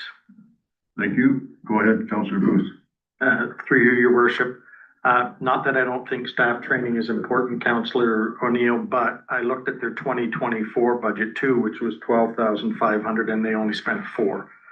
So instead of us saying we're going to give you $20,000, we're not even spending the 12,500. So I would prefer leave it at the 12,500, spend all of that this year, and come forward maybe with a better training plan next year where you can say, you know, the reason we're gonna send these 4 people at $4,000 and this and that. That's what I would like to see, instead of just saying increase it and then it becomes sort of willy-nilly, what are we gonna do? Because we're not even spending, you know, we're only spending a quarter of what we've given you in the last 2 years. So not that I'm against training, but I would recommend take the slow approach, which is spend the money we gave you this year and then come back to us with a plan next year. Thank you. Go ahead, Deputy Mayor. Mayor Local, I would concur with that. I mean, we have very educated staff here. You've put the number there. This is operations. You've gone through it. You've given us the number. So that would be my position as well, that it stays at the 12.5. Thank you. Mayor Catherine?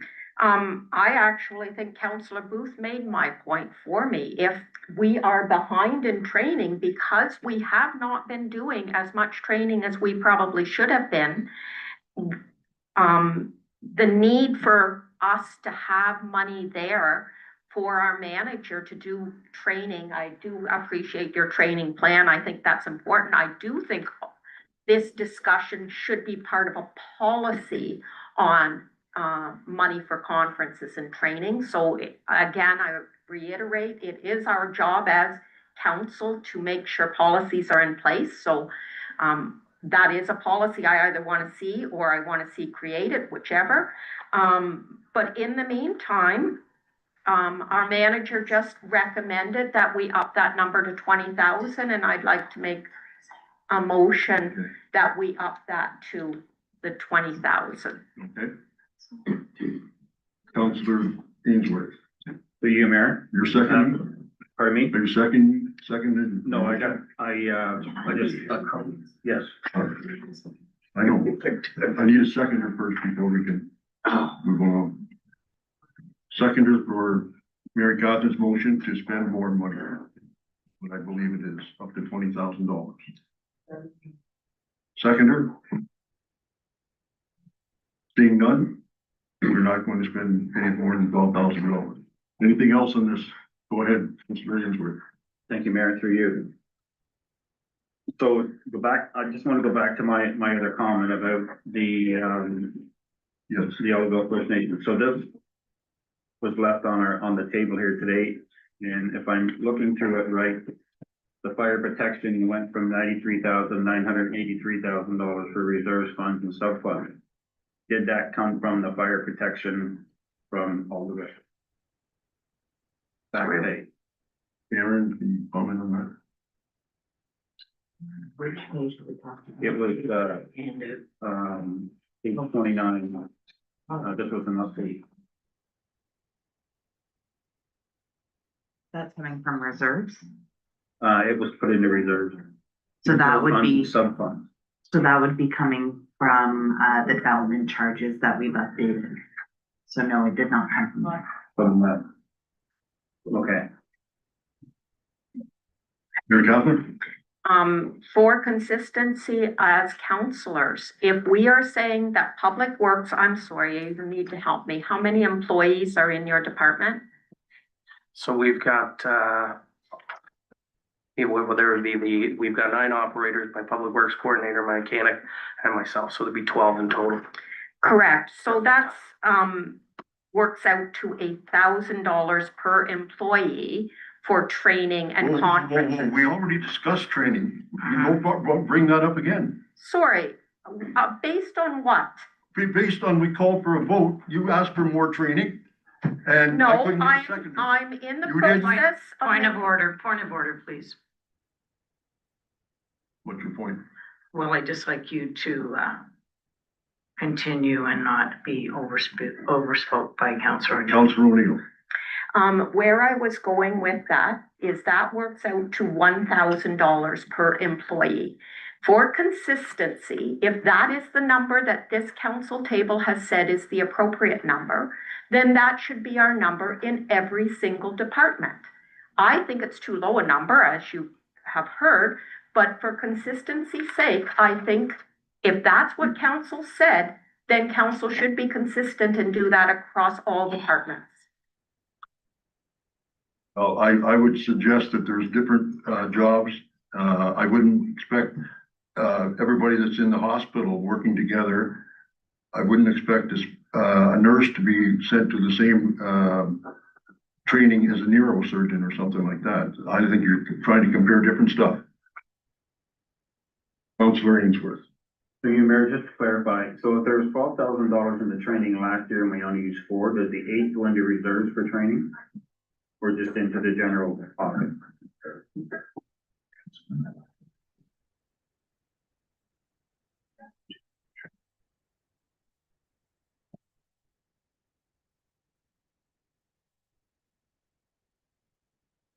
Can you comment on that?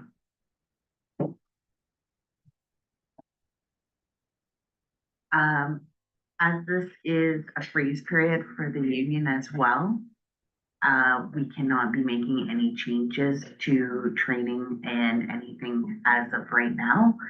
So just to go to that point of it, that we need to be respectful of that conversation. Okay, thank you. Does that answer your question? Not really, but. It was a good question. Okay, anybody got anything else? Just getting back to his question though, his question has nothing to do with the union and he's just asking what happens to that money? So the 8,000 that wasn't spent, does that go back to the general coffers or does it go back to Stefan's? It would budget? stay in the public works budget, so if the money is not used, but he overspent in another budget, it's an in and out. I don't know, actually, any money that's left over from the previous year, doesn't that come to council with the direction to, or recommendation from staff to put it back into reserves into that department? With the operating account, Yes, if it's an overall reserve for public works, so it's like I just pointed out, it's an in and an out, so it's say in administrative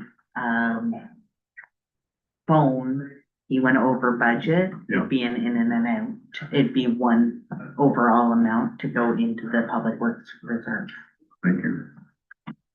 Anything else on public works?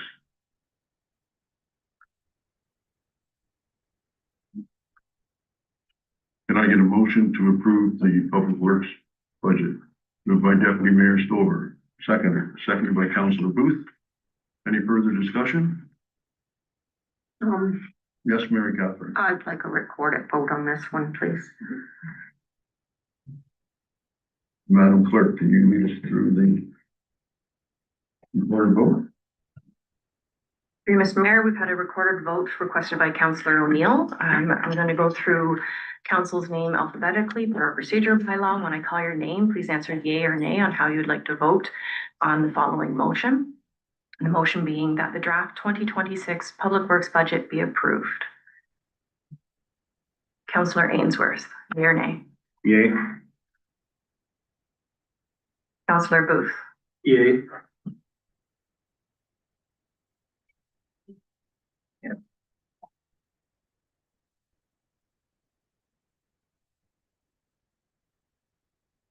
Deputy Mayor Stover, yay. Councillor O'Neill Nay. and Mayor Lobo. Yay, Motion is carried 4-1. thank you.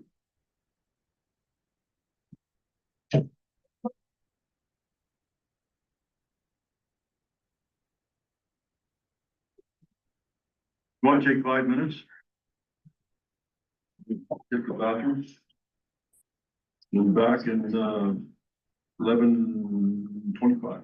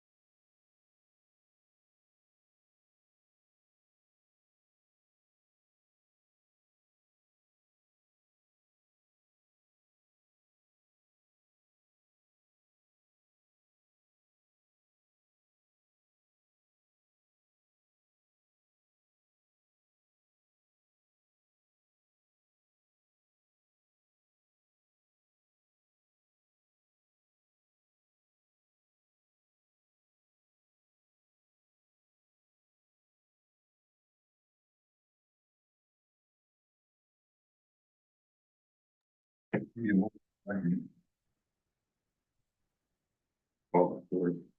ahead, Dave. Okay. Through your mayor, we are on to the administration budget. What was asked, at the end or the conclusion of discussion about the administration budget last meeting was for Sorry, what page? page 104. Thank you. Was for staff to have a conversation about development charges to fund a municipal office needs study. That number was 50,000. That was included in revenues. It increased the number under contract and services. And there was a slight adjustment to the insurance number as presented to you, highlighted in yellow. We followed up with a conversation with our auditor to ensure that that was an appropriate use of development charges and received confirmation that that was legitimate use. Thank you. So if I understood you just correctly, Dave, the contracted services includes $50,000 for work at the office. Correct. Thank you.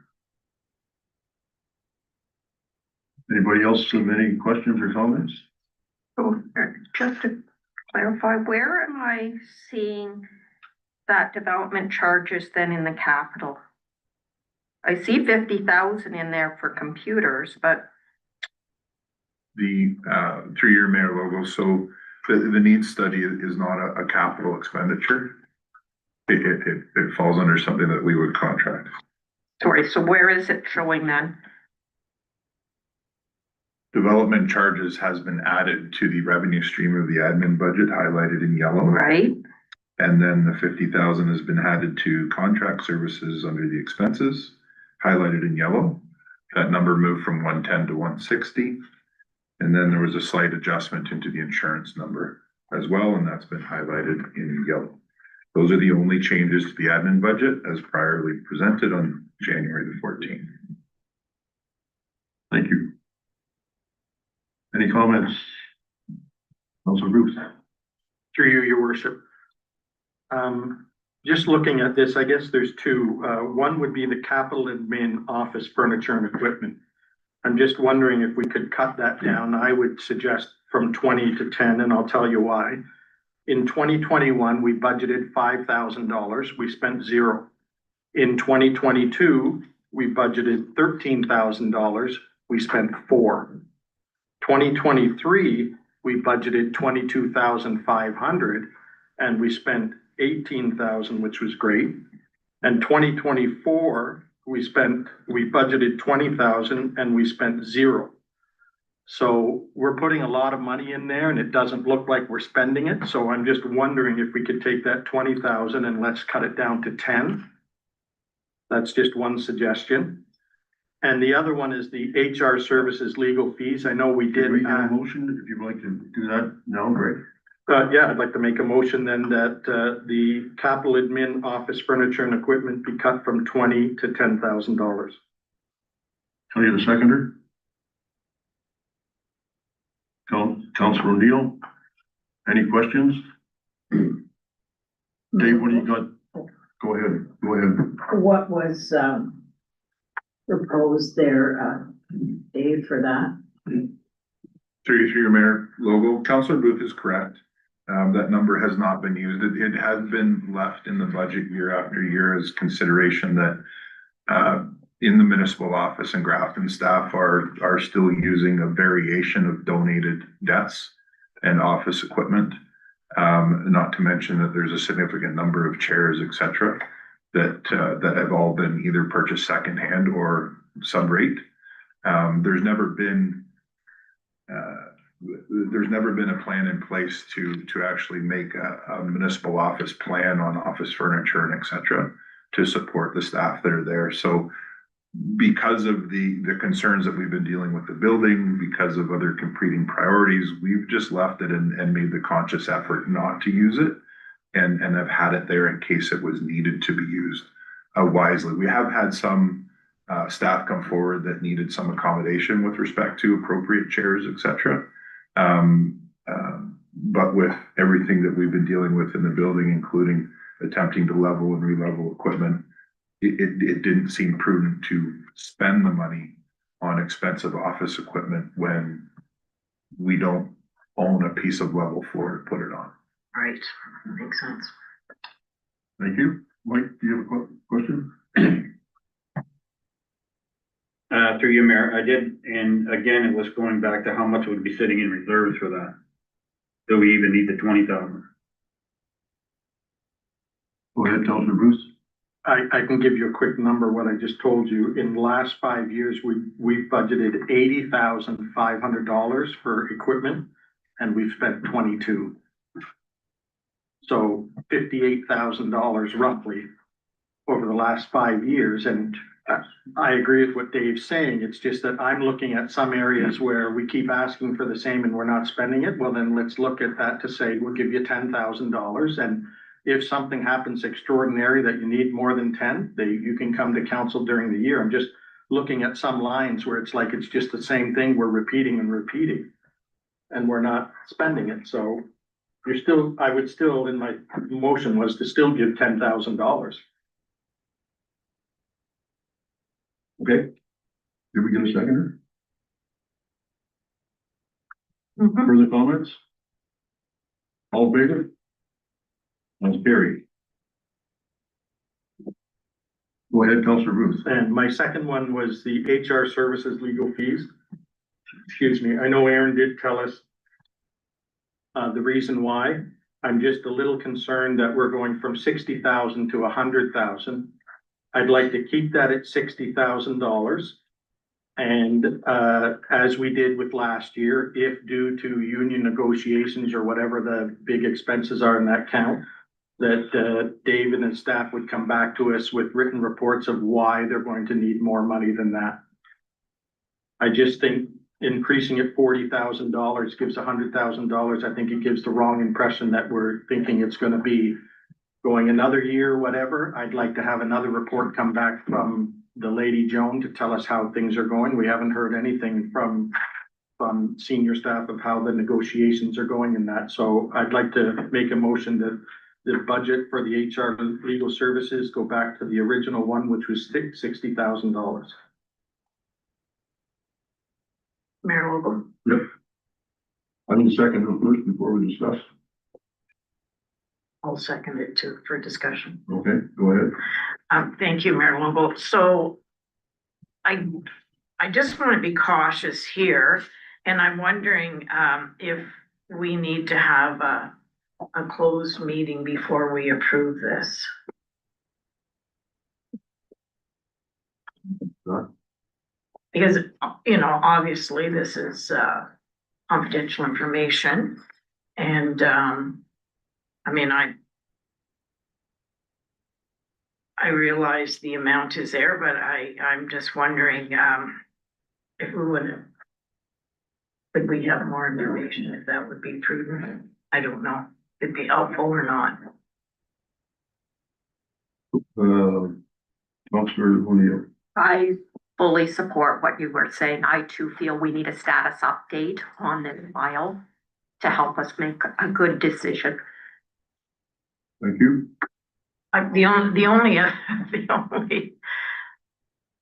other caveat I would add to this, that as this is the preliminary stages of this, we aren't going to get much information because it's not available to us, nor should it be. So I just leave it like that. It wouldn't be a big discussion. Okay. Go ahead, Councilor Bruce. I would be in favor of that. It's just gonna mean that we're not gonna approve this budget today, then the admin one. That's Until we have that closed meeting to discuss it, and then if it comes out at that meeting that the 40,000 is agreeable upon everybody, then that's fine. But until we get more information of what that 100,000 entails, then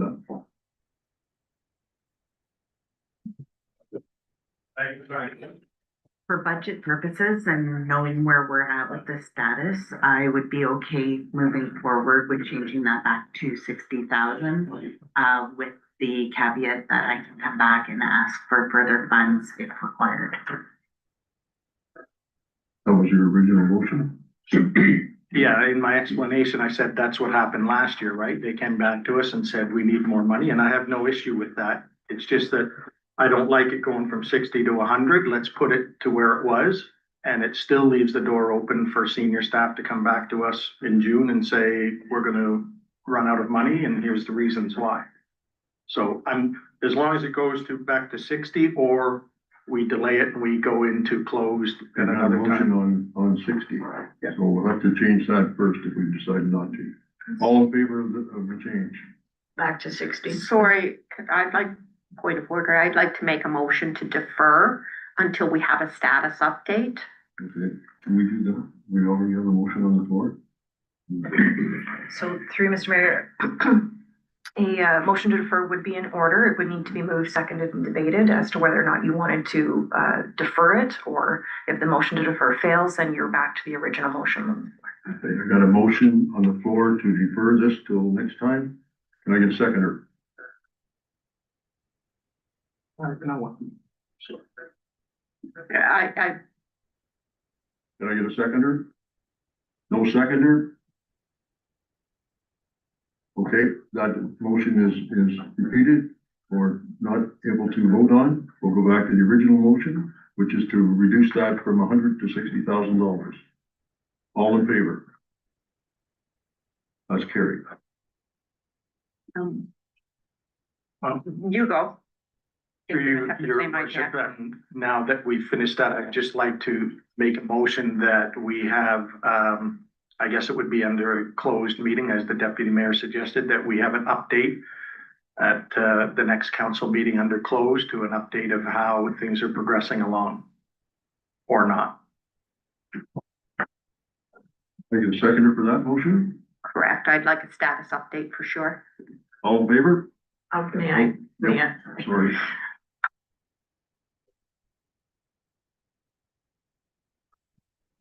Just getting my thoughts together here. This would be a very limited discussion if the process is still in place. So I'm not sure what is being expected to get as far as information, because we would be getting information at the end result, which would be where we should be getting it. So I wouldn't support it.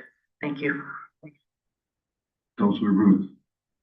I think negotiations have been going on for over a year now, so we're not at the preliminary stages anymore. We're a year in. And I think it's important that we have the late, I believe her name was Joan, come back to us and make a report to us of how things are going, and if there's sticking points or whatever that we should know about, and some kind of idea is if this is going to continue, or are we hoping to settle that this year? And I'll tell you the reason why is because this budget is right now sitting at, we're talking about 4 point something. The thing overhanging all of our heads is, depending on what the remuneration is worked out for the unionized people, is going to affect our budget. Our budget will be done before probably their contract is done, but when their contract takes effect, then that's going to affect us all, right? So I think it's important we have an idea of what's going on. Thank you. Mayor Catherine? I think it's essential on an item that's already in the past year exceeded 2% of our budget from 2025 was spent in this process. And we're looking at close to another 1% or perhaps more moving forward. This is something, it is our duty as our fiduciary duty to know and understand this item, given the cost to our taxpayers. I will go if I may. When I said preliminary, I meant at the start. This is a new union coming in. That's what I meant by preliminary. That does take time from my understanding. So I just wanted to make that comment. Thank you. As far as I know, council did give direction to staff on what they expected out of the budget process. Was that included? Probably would, yes, I better watch what I'm saying. So they have given us, and if I'm sure that staff would be bringing information back to us if something had if there was any major changes. However, I don't have any problem with them, making a presentation to council as to where they sit at this time. But I would tell you, it will be limited information, what you need to know. All in favor? Carried. Move along. Dave, thank you. So we done this one? Yeah, so the next one, question I have, Did we get approval on this one then? Yeah. Motion to approve the budget for administration. Moved by Deputy Mayor Stovall, seconded by Councilor Ainsworth. All in favor? Motion is carried. Mr. Mayor, through you. Now that there's $50,000 that have been removed from that, can you tell us what we're standing at now? Would it be 40? No, 40 plus Oh, with yes, the tents yes, on the yeah, office yeah, furniture, that's 50. Yep. We are now down to a 3.04%. Thank you. That doesn't include the 2%? No, that does not include the 2%, but it doesn't include the growth as well. Oh, okay. So you need to know. Thank you. So with growth, it'd be down to 2.03, and with the 2%, it would be back up to 4.03. Thank you. Go ahead, Dave. Oh, all in favor, I guess we got that. Yeah. What do you think? Yep. I just have a question through you, Mayor, to, I guess, our CAO. About that 2% piece, are we good to discuss that at this moment, or is that coming? No, we're gonna continue on with what, let's continue on with what going through departments. I think we're getting close to the end of it. Go ahead. so I invite council to look at page 106. You have the heritage budget.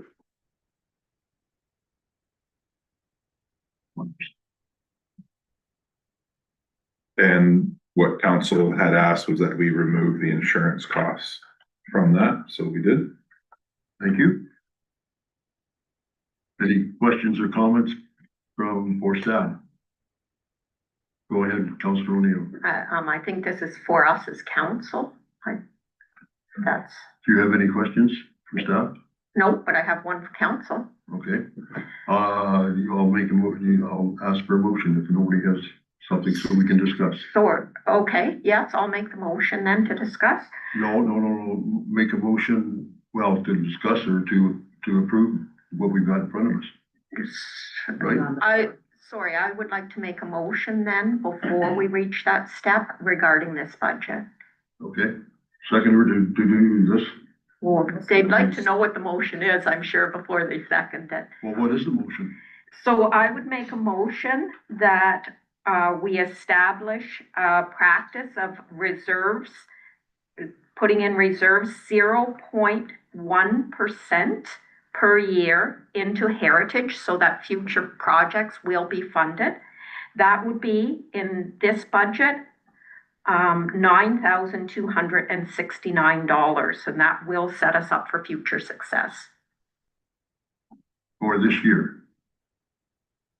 And did you say for future as well? We're only doing this year budget. Correct. Okay. This is for this year's budget that we do 0.1%, which is $9,269 into reserves for future projects of our heritage, future heritage projects. Thank you. The seconder? I'll second it for discussion. Seconded by Councilor Booth. Go ahead. You want to discuss? Sure, I'm just looking at the reserve funds and that in heritage, there currently sits, I believe it's $1,050.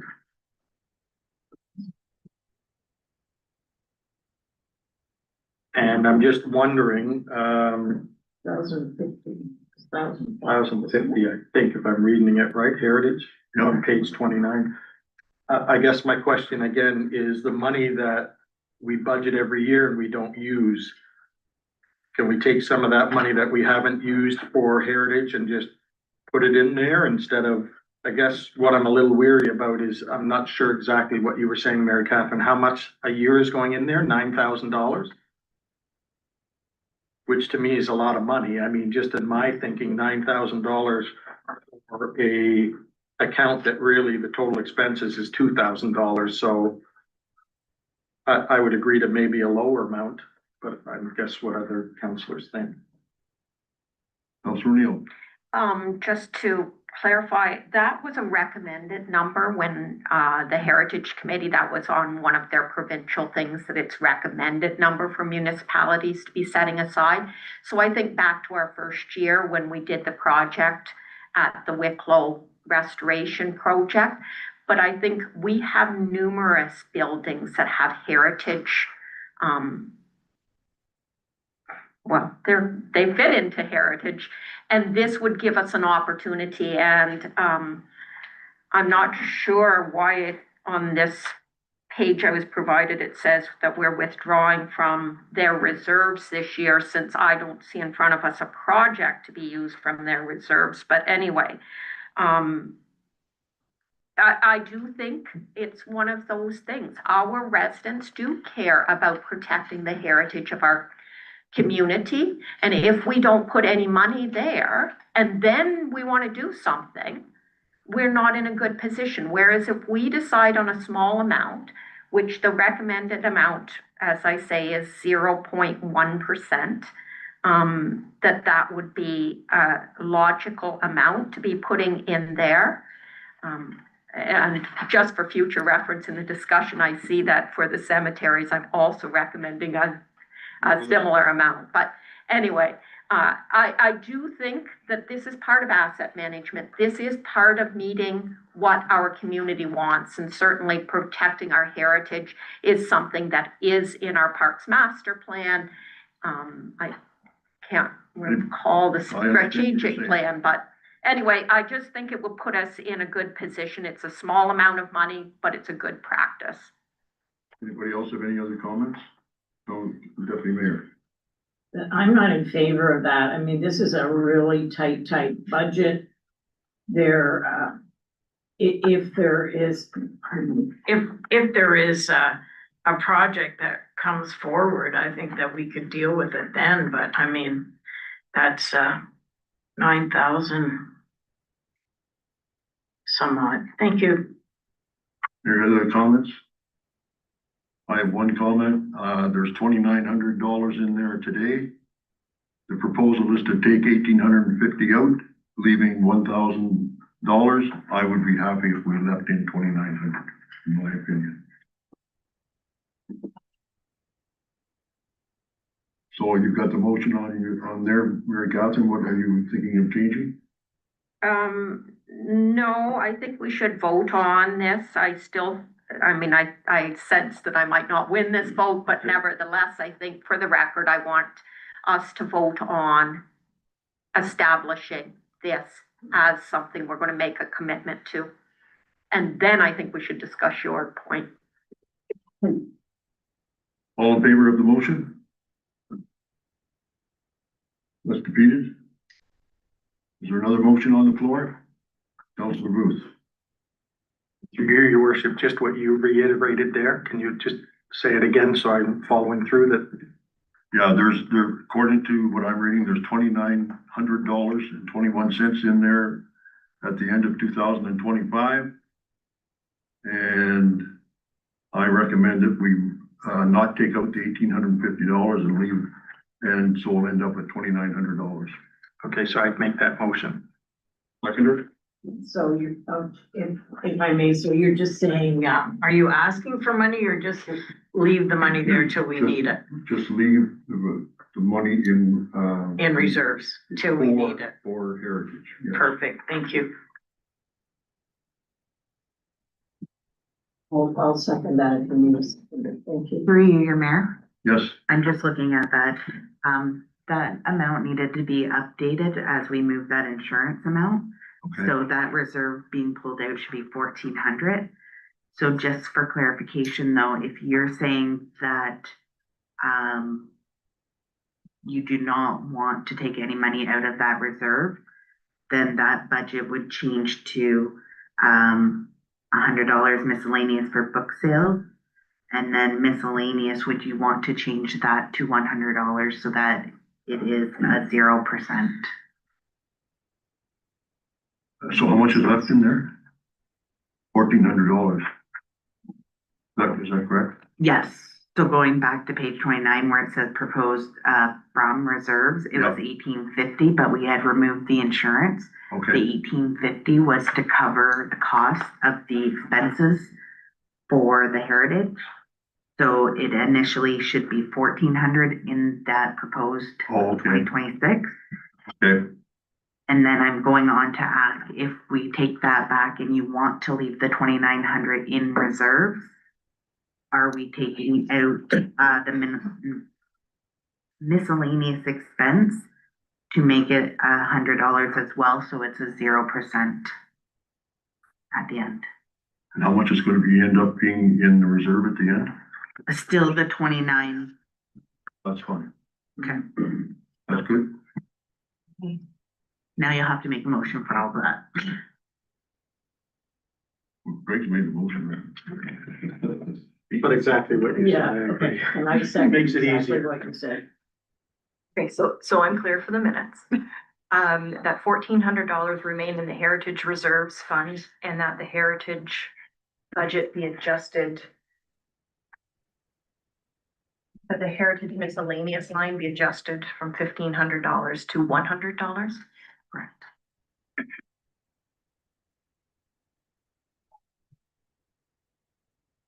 Favor. Gary? Next one is the cemetery.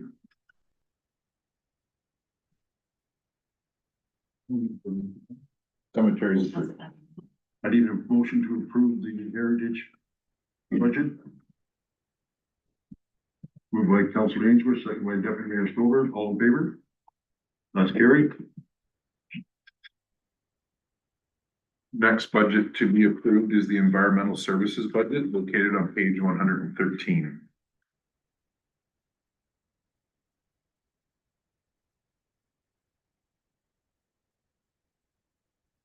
Okay.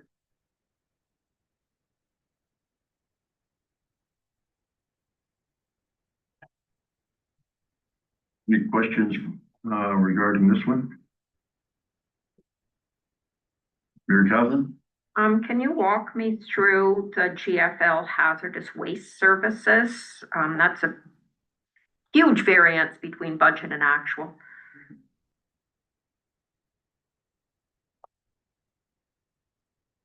So that is, a public works item. You wanna speak to it? Okay. I believe, We're in cemeteries, right? no, environmental. Page 113. 13.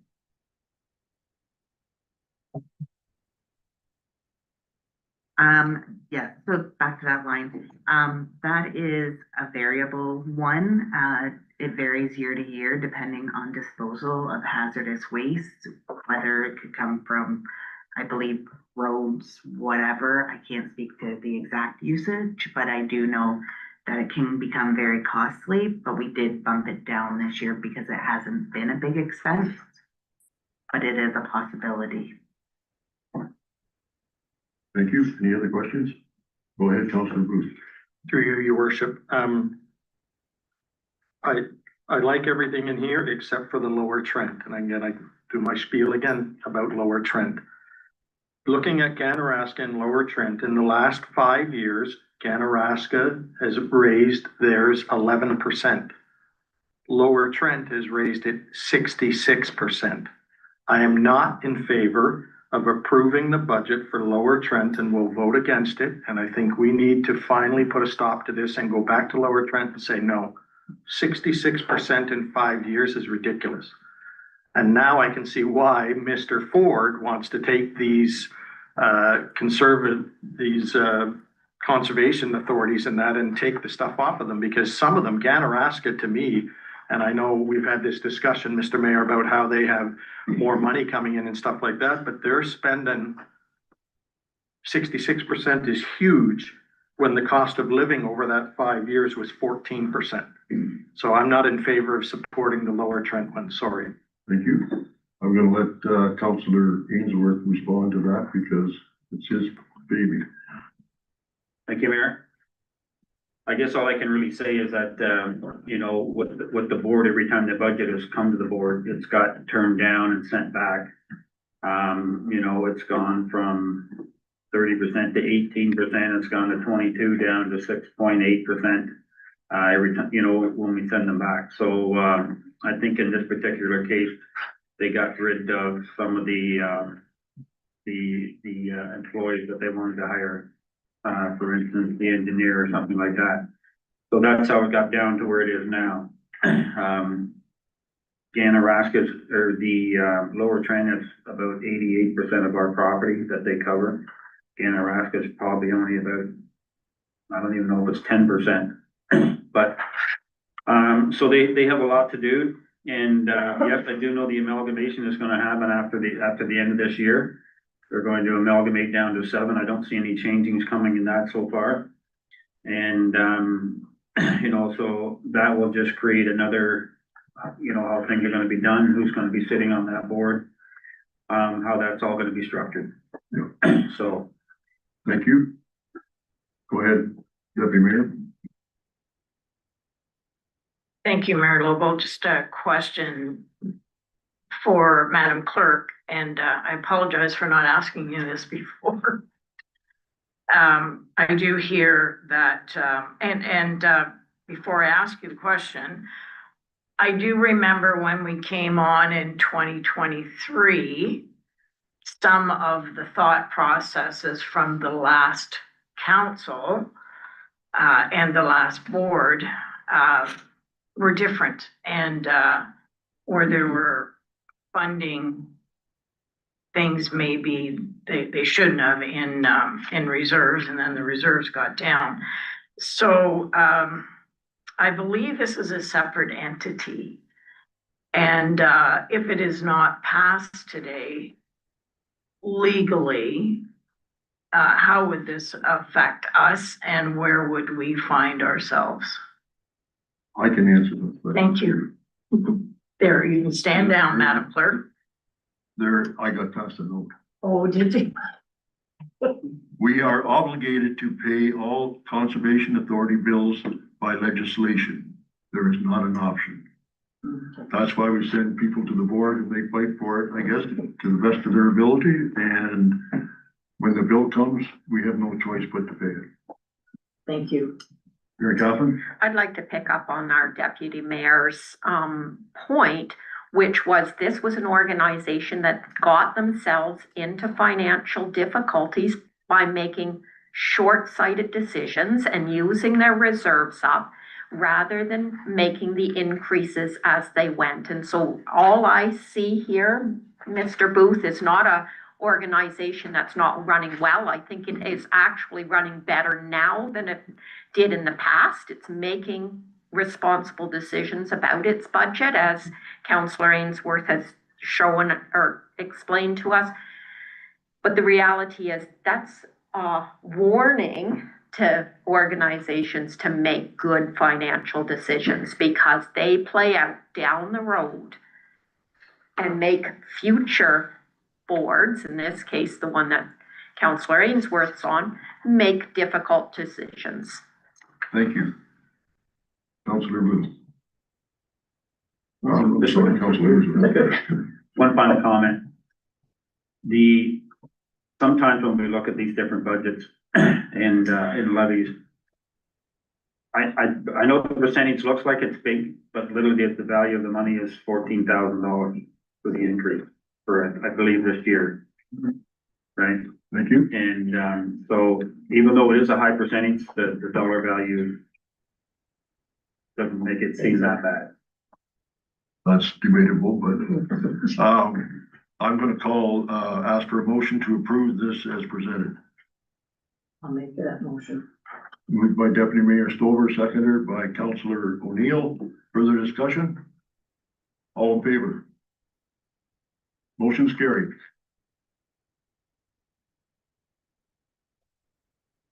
Mayor Lobo, the next item on the list is page 114. It is the policing budget as presented to us by the OPP. It represents an overall approximately 11% increase. Thank you. Anybody got any questions for staff? Gotta get a motion to put it on the floor. Moved by Councillor Ainsworth, seconded by Councillor O'Neill. Motion to approve, yes. Yes, it is. Any discussion? Councillor Ainsworth. Through you, Mayor, just to see if there's any reason why the 11% increase, what the difference was. Are they gonna hire any new programs? This is, they are hiring people. You wanna go ahead, Dave? I can answer that, Mayor Lobo. So through you, the reason for the 11% increase is last year, if you'll remember, the OPP budgets were handed to the municipalities that contract their services, and there was an over a 20% increase in the budget. And that, through a lot of mayors, ended up back to the provincial government, and then they rescinded on that. The price for cost of services remained the same as, or slightly more than the year previous. But we were all told that prepare for 2026 as there will be an increase. And I guess my only comment to that would be if this is established for the province, anybody that's serviced by OPP is not a correct reflection on what happens in Northumberland County. Go ahead, Councillor Ainsworth. I just wonder what the cost per resident is now compared to what it was last year with the 11% increase. That information is available, but I don't have it in my pocket. And it's based on, it's actually not based on people, it's based on properties. A certain amount for each property and then based on usage. And historically, we've been under the usage and have a small rebate. This year they changed how they do the rebate, but we did, and I don't believe we got any. So is that province-wide 11%? Yes. Okay. Anything that's covered by OPP. Go ahead. Thank you, Mayor Lobo.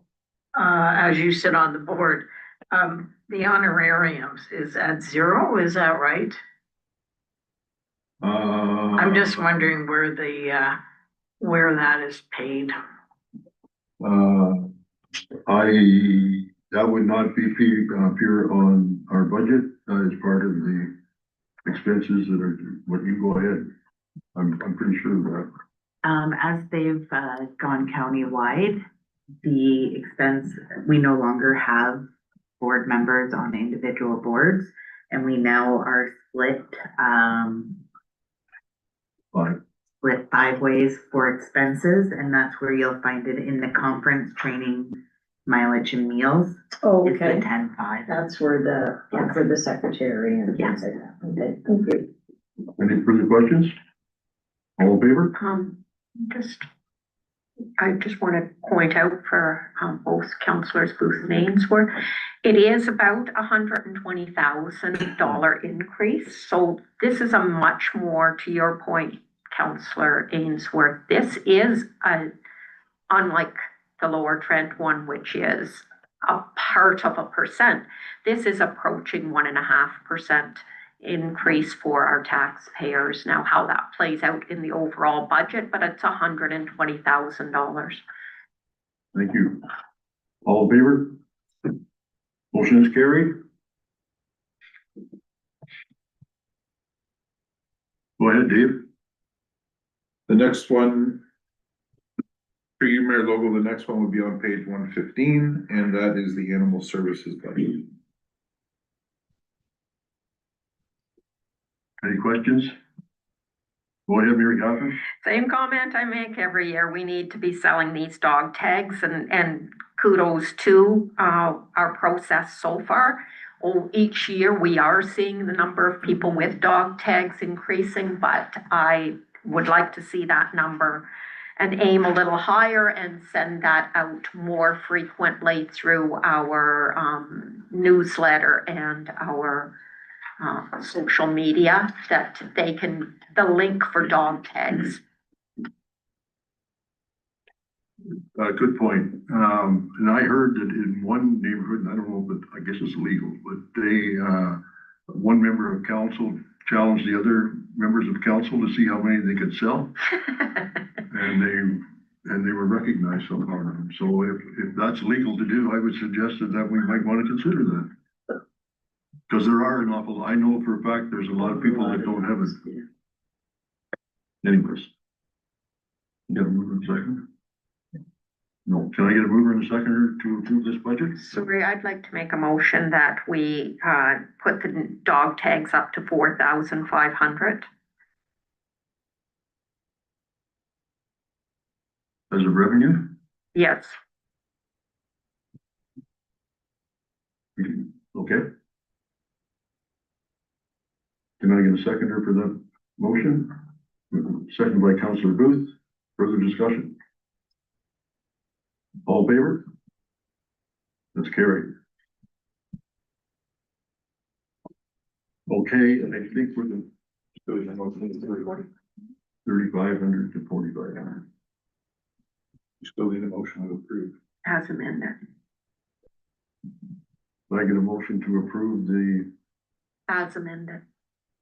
okay, as amended? Moved by Councillor Booth, seconded by Councillor Ainsworth, all in favor?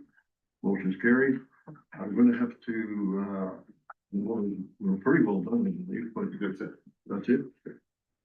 There's still a few questions we have to ask or get answers on, but basically that's, I believe, correct. Anyways, Mayor Lobo, yes, would like to, address two motions to reconsider. I haven't got time. Oh, I know you don't. I don't. I would like it to appear on somewhere. Where would it appear? February 10th? We're bringing back some other stuff February 10th. You did mention that at the start of the meeting. We can consider that at the next regular meeting. Okay. Can we go into closed session? Sure.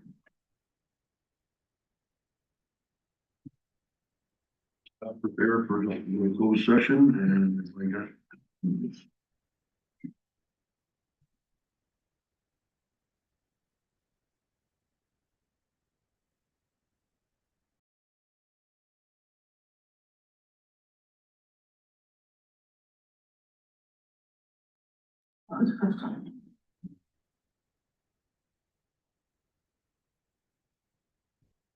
Okay, we're going into closed and I'm just gonna get out my paperwork.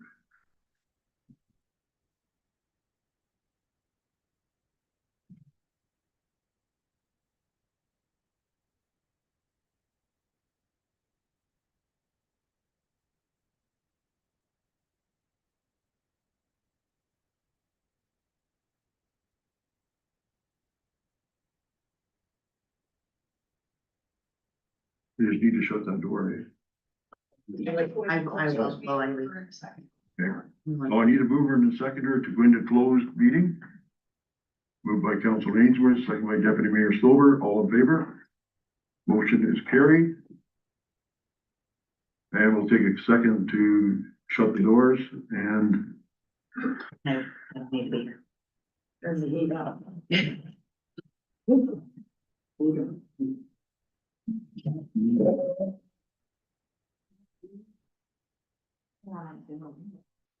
No. thanks, Aaron. Can I please get all members of the public currently viewing online to please step out of the meeting?